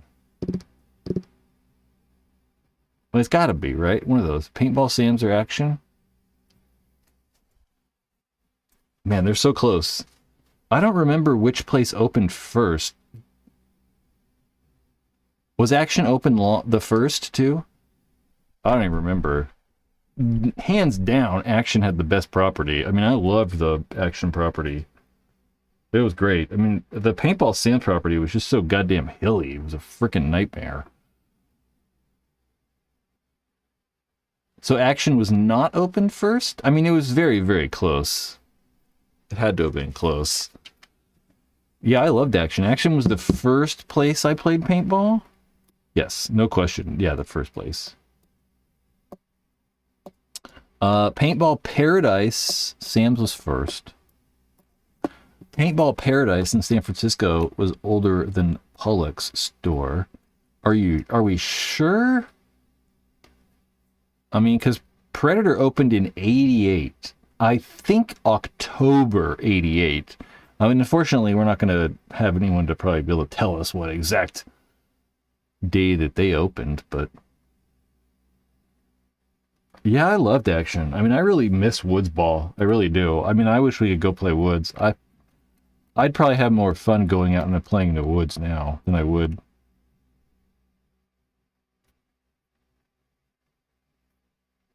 Oh. Sack Roots. Sack Roots is Bobby Keiko. Bobby's family used to own Action Paintball. So if he says it, it's real. My uncle played at Sam's, then bought Action shortly after. Crazy. Yeah, Predator definitely opened in 88. I don't know exactly the store. Oh. Shooters, yeah, I've thought of Shooters. Shooters this weekend. Shooters next weekend. 87. Crazy. See, I always was like kind of told that like Paintball Sam's was like the first store in Northern California, or maybe it was like the first in like Sacramento or something like that. Oh, Jungle Paintball. Jungle's been around for longer than anyone, really. I mean, because Jungle's like never closed. They're still there. So they've outlasted everyone else around here by like 10-ish years or whatever.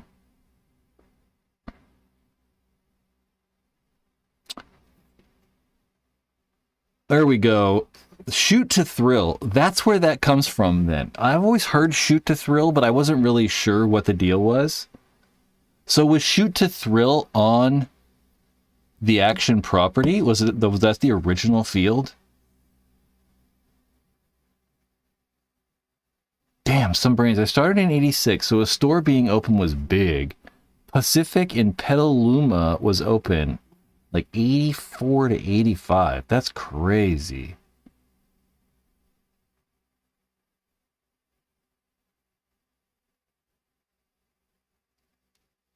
Pacific Paintball. Huh. Crazy. Yeah, I'd always heard Shoot to Thrill, and then there's like there's like an old team that was something like that too. Yeah, Shooters. We were thinking about. I was looking at Shooters the other day because Shooters is doing. They have like they're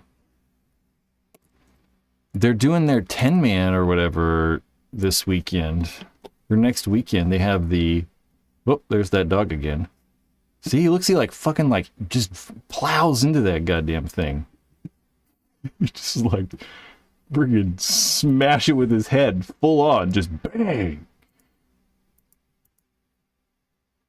And then he would like jump on it sometimes and like flip himself over. He like hated that ball anyway. He would like get himself all worked up and like, oh.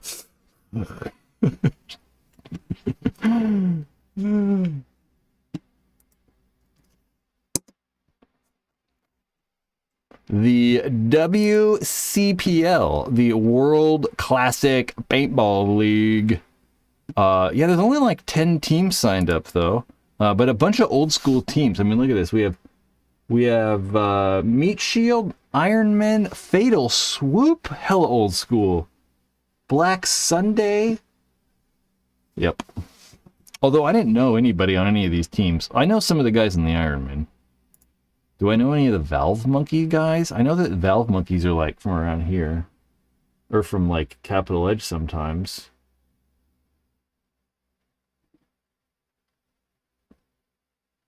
Well, I know Chris. I know Ryan.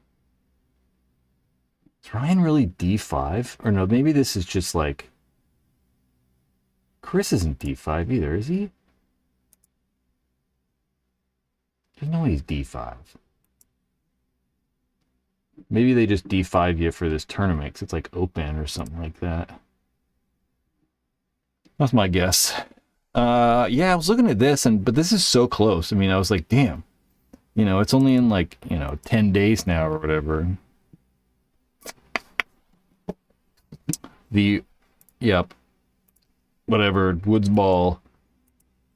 Before Hagen bought it and moved it to Santa Rosa, go watch Paintball Hill and Store Wars. That's so crazy that I watched doing all these old videos. I actually saw Store Wars the other day, and I remember hearing about it.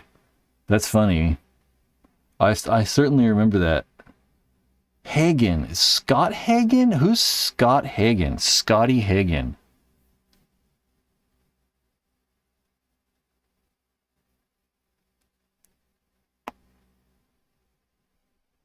Crazy. Some brains. Crazy. Yeah, I definitely remember Store Wars. Scott Hagen? I don't know. Chris plays D4 with War. Yeah, I was like, he can't be D5. I mean, Podesta's not D5, but then Podesta's old, so I don't know how that works. They like D-rank you? You know, like I'm never going to go over Division 4. It's like, Eric, you're never going to go over D4. Isn't that crazy? It's wild. Nate, did Predator have a sponsored team? For sure. I mean, there were for sure, you know, like random teams that we sponsored, or that were sponsored throughout the days. I sponsored a handful of teams too, and I owned the store. But there was a what am I trying to say? There was something. There was, the hell am I trying to say? There was a factory team though. There was Predator Factory, which there were like a couple, I think maybe like 2 different teams, maybe like different divisions or something like that. I never played for any of those. Chris Hagen. Oh, okay, Chris Hagen. There you go. Yeah, I know Chris Hagen then too. He's basically responsible for Cap. Yeah, he owned Cap, right? He owned half the Ironman? Really? I didn't know he like was monetarily involved with the Ironman and Dynasty. Oh.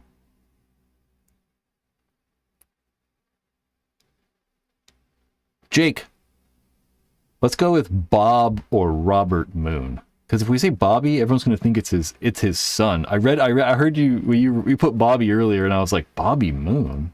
I thought we were talking about like his son.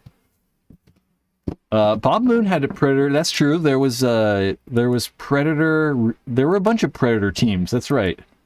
There were like 5 or 6 playing at like the WCPPL and the CPL and stuff like that. I forgot all about that. That's right. And then there was kind of Fusion. I mean, Fusion was like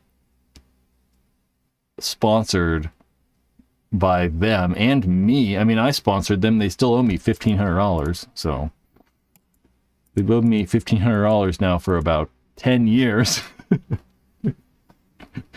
So I don't think I'm going to get that back. Ooh, the UK Predators. Not those Predators, unfortunately. Those were like the OG ones or whatever. Okay. Eric Roberts and Billy Wing worked for Chris Hagen. Dude, your memory's crazy too. Like I don't remember anything. I mean, shit happens like in 24 hours and I've totally forgotten. I know Dynasty sort of worked with them too. Dynasty kids worked there too, and they got hookups when they played the Great Western series. Great Western. I was recently looking all into the Great Western series. The Great Western series, was Dan Bonebreak the Great Western series as well? Because Dan Bonebreak was Pan Am. Did the Great Western series turn into Pan Am? It's so hard to find this information. You know, like this information doesn't really exist online. You have to like sift through old magazines, and it might have existed online at one point, but it's like all these websites are gone. So you have to be able to know how to find it like in like the Wayback Machine, stuff like that. So all this info has just gotten kind of hard to find. But learning a lot about all this old paintball stuff through a bunch of these videos, it's kind of interesting.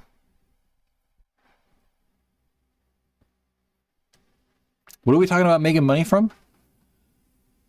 How do you own a team Is it just for fun? Can they actually make money? Yeah, Warpig's pretty good, but I mean, it's going to be hard to find. It's kind of hard to find XPSL, Pan Am tournament stuff like that's like super local and niche.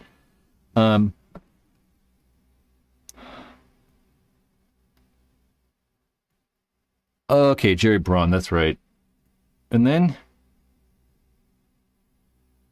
Jerry was probably one of the original MPPL, not original.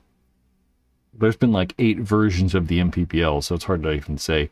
NPPL Incorporated, Jerry Braun. Maybe a part of? No, he wasn't. I think that was all Chuck Hench. Jerry was probably a part of the original MPPL Corporation.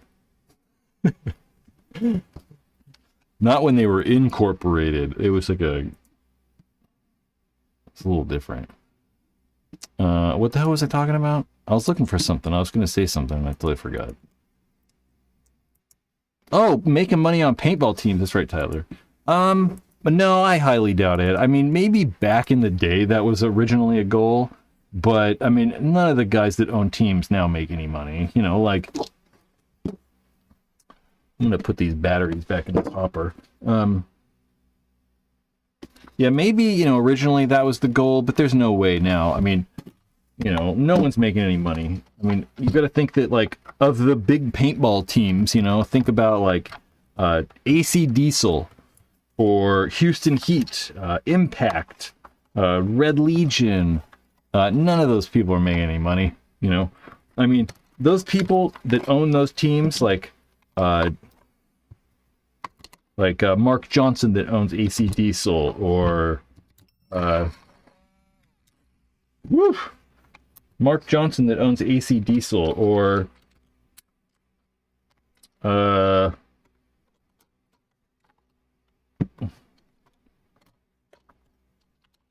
Randy Smith that owns Houston Heat. For the most part, I think those guys are already have a bunch of money, right? And they're kind of just doing it for fun. I don't know if that's 100% the Mark Johnson case. See what I'm talking about? These goddamn shelves. They're just not like... I'm also like talking, so it's not the easiest. Yeah, they're just kind of doing it for fun, you know, and I think they already kind of have that money. Honestly, if I had a bunch of money, I might do it too. You know, if I had, you know, an extra $500,000 to spend every year, I might. You know, why not? It's just kind of fun for them to travel around and spend time with the team and do that stuff. So, yep. Good Lord Almighty. There we go. I hate to get them the little freaking tracks on the side. 08. Are you a real 08? Mark's a real 08. I'm a real 08. So one of these live streams, I want to have a guest. So I want to try to have a caller the next live stream. So next live stream, I'm going to try to get one of you guys to call in to the live stream, and we're going to try to have a guest. I don't know who the guest is going to be, but I don't know who the guest is going to be, but I just want to physically try it. Probably not an actual guest. When I think I want to have someone on, it's going to be someone like Nate here, or Mark, or Chris, or someone that I know, or Jake, or Eric, or whatever, whoever it is, just so we can try to like test and run some testing first. Because it is such a pain in the ass to try to get this to work well. We might have to do a little bit of testing. Okay, Chris, you're down. Okay. Next Monday, you're going to be our guest. All we got to have is Zoom. All you got to do is have Zoom. So we're going to try to do a Zoom call where it looks like this. Scheiße. Not like that. More like this. And then we're going to try to have a person right here. And I can be like, buh. But ultimately, we're going to try to do like real guests, unlike you guys. No, like, you know, paintball people. You guys are paintball people, but you know what I'm saying. You know, like, our first, yeah, the first guest will be Dave Youngblood.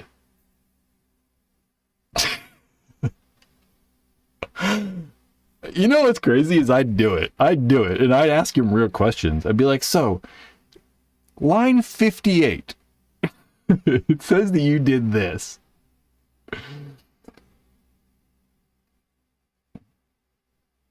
I'd do it. It'd be fun.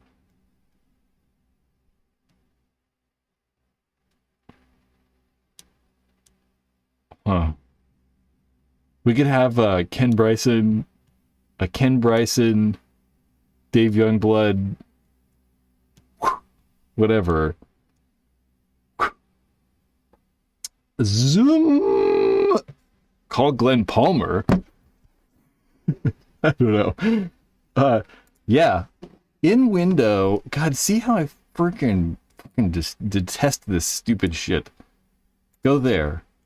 So, ideally, we would, yes, do a Zoom call, and it would look sort of like this.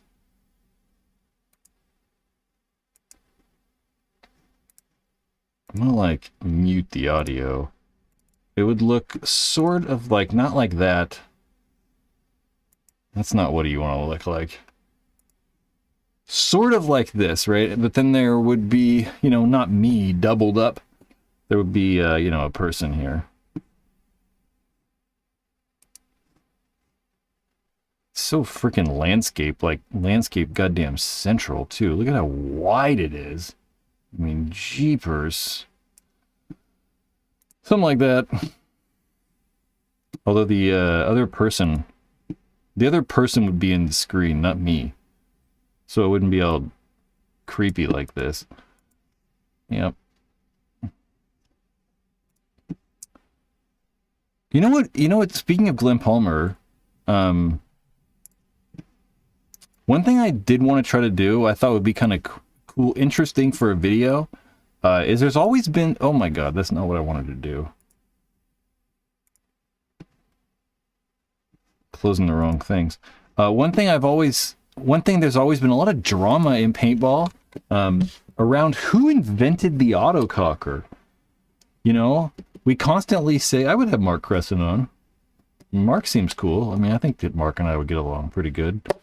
I've not talked to him for more than 40 seconds. What the hell was I saying? I don't know. Glenn Palmer.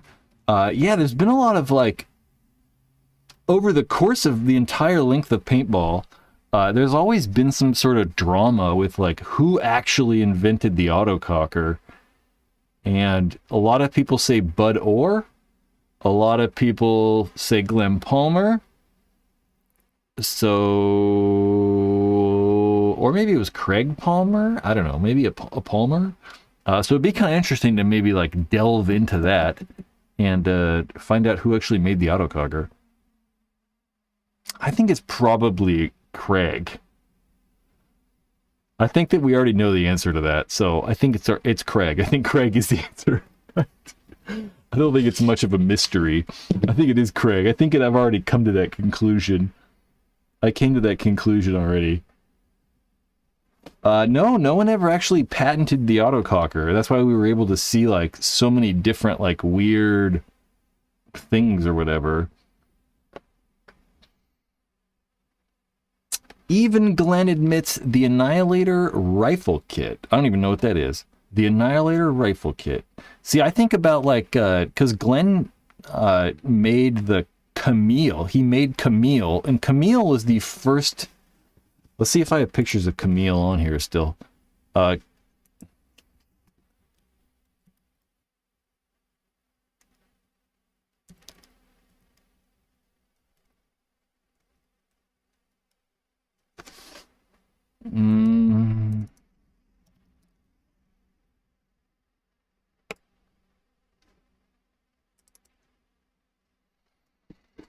Because Glenn, yeah, made Camille, and Camille was the first.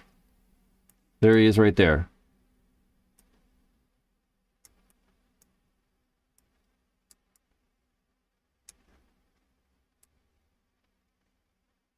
There he is right there. Let's try, we're trying to find the picture of Camille, though.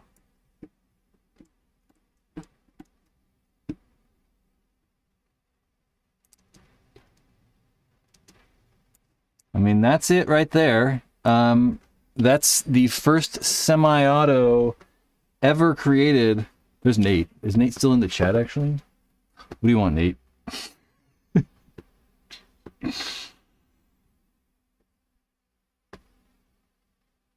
Nate says, let me know if you want to test the stream over the weekend, Saturday or Sunday. That would actually be a good idea. Good call on that. Possibly.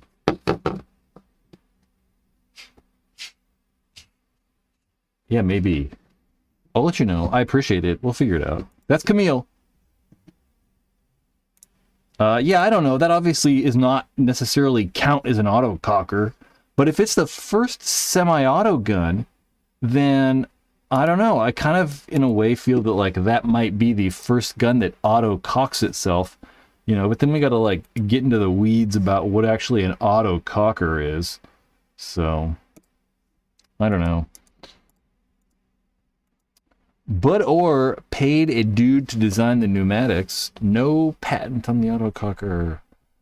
Weirdest autococker add-on go. I thought you were going to say goo. There was a semi-conversion kit for the Sheridan rifle in the 1980s called the Annihilator. I definitely know the name Annihilator, so that's why. Came before all of them. Camille is a semi-converted KP rifle. So I wonder who made the Sheridan.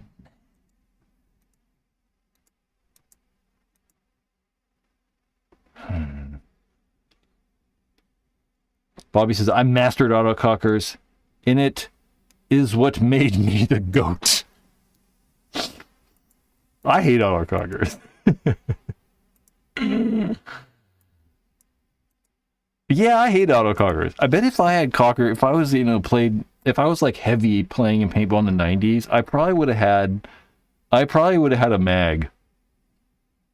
I don't know. All that crap moving around, just kind of annoying. Ooh, the double barrel, the Typhoon. The Typhoon's so cool. The Typhoon's funny. It looks like a strip club DJ.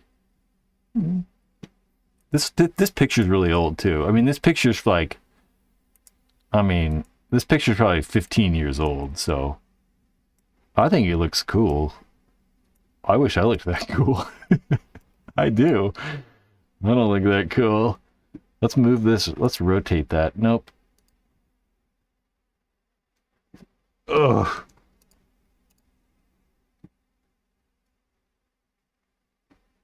Transform. Jesus. Whatever. All right, I am going to go. Bob Long. I bought an autococker in 2000 and took it apart on the toilet. Never ran the same after that. That sounds like my autococker experience, except mine didn't involve the toilet. I don't know. Mine involved something else. I don't know. The Sheridan was a favorite in SoCal because you could run dual 12 grams. They also could be set up hot as fuck before the field used chronos. Yeah, we were telling stories about... They used to shoot... I used to shoot like 320 all the time. At the Wild Adventure Paintball Park. Everyone used to shoot like... all kinds of crazy stuff. Hit up Mark, he's got my number. Alright. Gotcha, Chris. Do you know that Craig is half black? What about Glenn?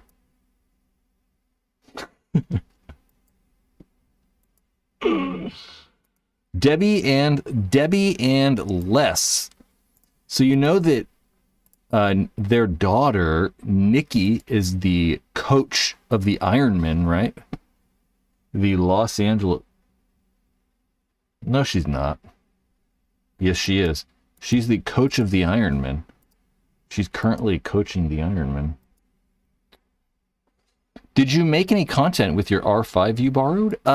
Just a little shooting video. We talked about the video earlier. I'll put it on Instagram and stuff. It'll be on Instagram and Facebook like tomorrow or something like that. Yep. That is Nikki McGever. Nikki McGever, something like that. Yep. Is she coaching Shock now? I was like, is she on Iron? I can't remember. Honestly, can't remember. I mean, she was with the Ironman for a while. Jake! With the $10, dog. Yeah. Thank you. I don't know why I did that. That was my new, like, I saw Anthony Edwards do it on the sidelines the basketball the other day. I was like, dang. I was like, why are we doing suck it moves? Let's have something to do with race gun. Yeah, I really enjoyed WAP. I really enjoyed WAP. I think that when there was a field that opened in Lodi, California, there was about maybe like an hour away from WAP, and when they opened up, everybody started going there, and there was a bit of drama, though, I think. There was some vandalism, and like something happened. I don't really know what happened, so yes. Malaysia in the house. You know, it's very weird how like in a freaking you can like comment to a comment. Cool. Cool. Cool.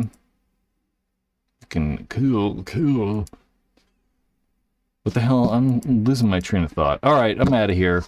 You guys, thank you for coming back so much. Super chats are freaking awesome. I don't know. I'm definitely going to try to have, for members, we're going to try to have by this weekend, or this weekend, the MPPL video up. It's pretty much done and written. I just, the film it. I mean, the editing is what takes forever, though, so... Nikki's with Aftershock. The video's pretty much written. It's going to come down to how fast Christopher Raymond, sorry, here in chat, can rewrite it for me. But the goal is to have it up before next week for you guys, for channel members at least. And yep. At least for channel members. And then, I don't know, a little bit later. Yep. Chris Martin says, any plans for Paintball Ruin My Life merch? Practice jerseys would be dope. Well, what I really want to do here is I'm probably going to get rid of, I have headbands still. So one thing I'm probably going to do is like any of you channel members, I'll probably sell the headbands for like $10 each. So if anybody wants headbands, 100% next week, we're going to say next live stream, I'll at least announce a sale. So next live stream, not next live stream, I should say this coming Monday, because the next live stream is technically this one on Thursday. Next live stream, I'm going to announce a sale for headbands and barrel covers of a crazy one for members. We'll do like insane for members, like $10 a headband or something. And then like $3 a barrel cover, something ridiculous. So we can blow some of these things out, and then I'll do another sale for non-members that'll be like, you know, $20 a headband or something like that. So for members, they'll be super cheap. For non-members, they'll still be super cheap, but just cheaper for members. I do that because I want to get rid of everything. Because one thing I really want to do is do merch stuff, but I'd like to just do collabs with different companies every time. Rather than me, like, getting, you know, $50, not 50, sorry, making like hundreds of different headbands.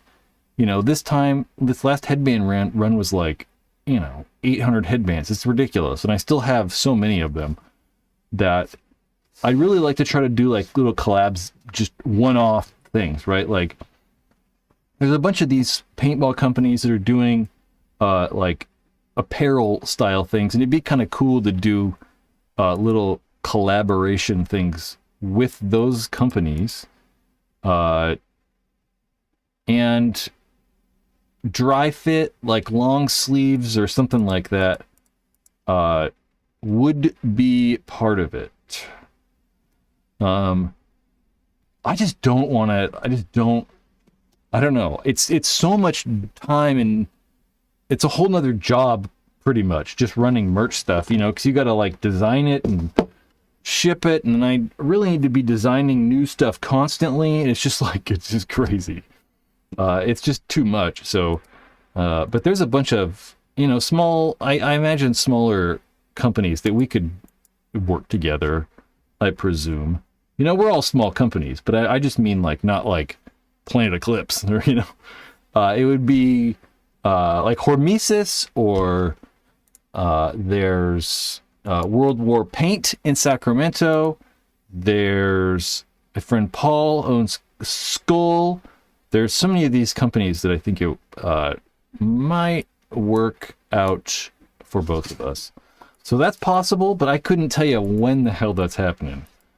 I want to try to like clean out this stuff for shit. Rick the Sheep's in the chat.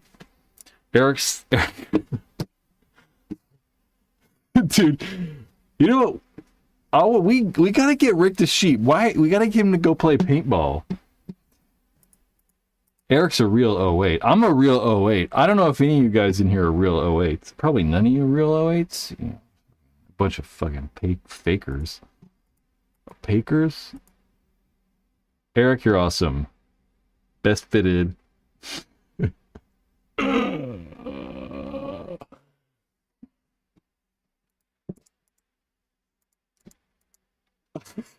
I don't know. All right. Guys, you're awesome. I'll see some of you in real life soon, probably. If not, you know, Wednesday. No, Thursday. Thursday, 4 p.m. Pacific Standard Time. You can find your membership right there. Okay, guys. I'm going to go eat, but I don't know what I'm eating yet, so... I have some barbecued chicken. Maybe we'll just have some chicken.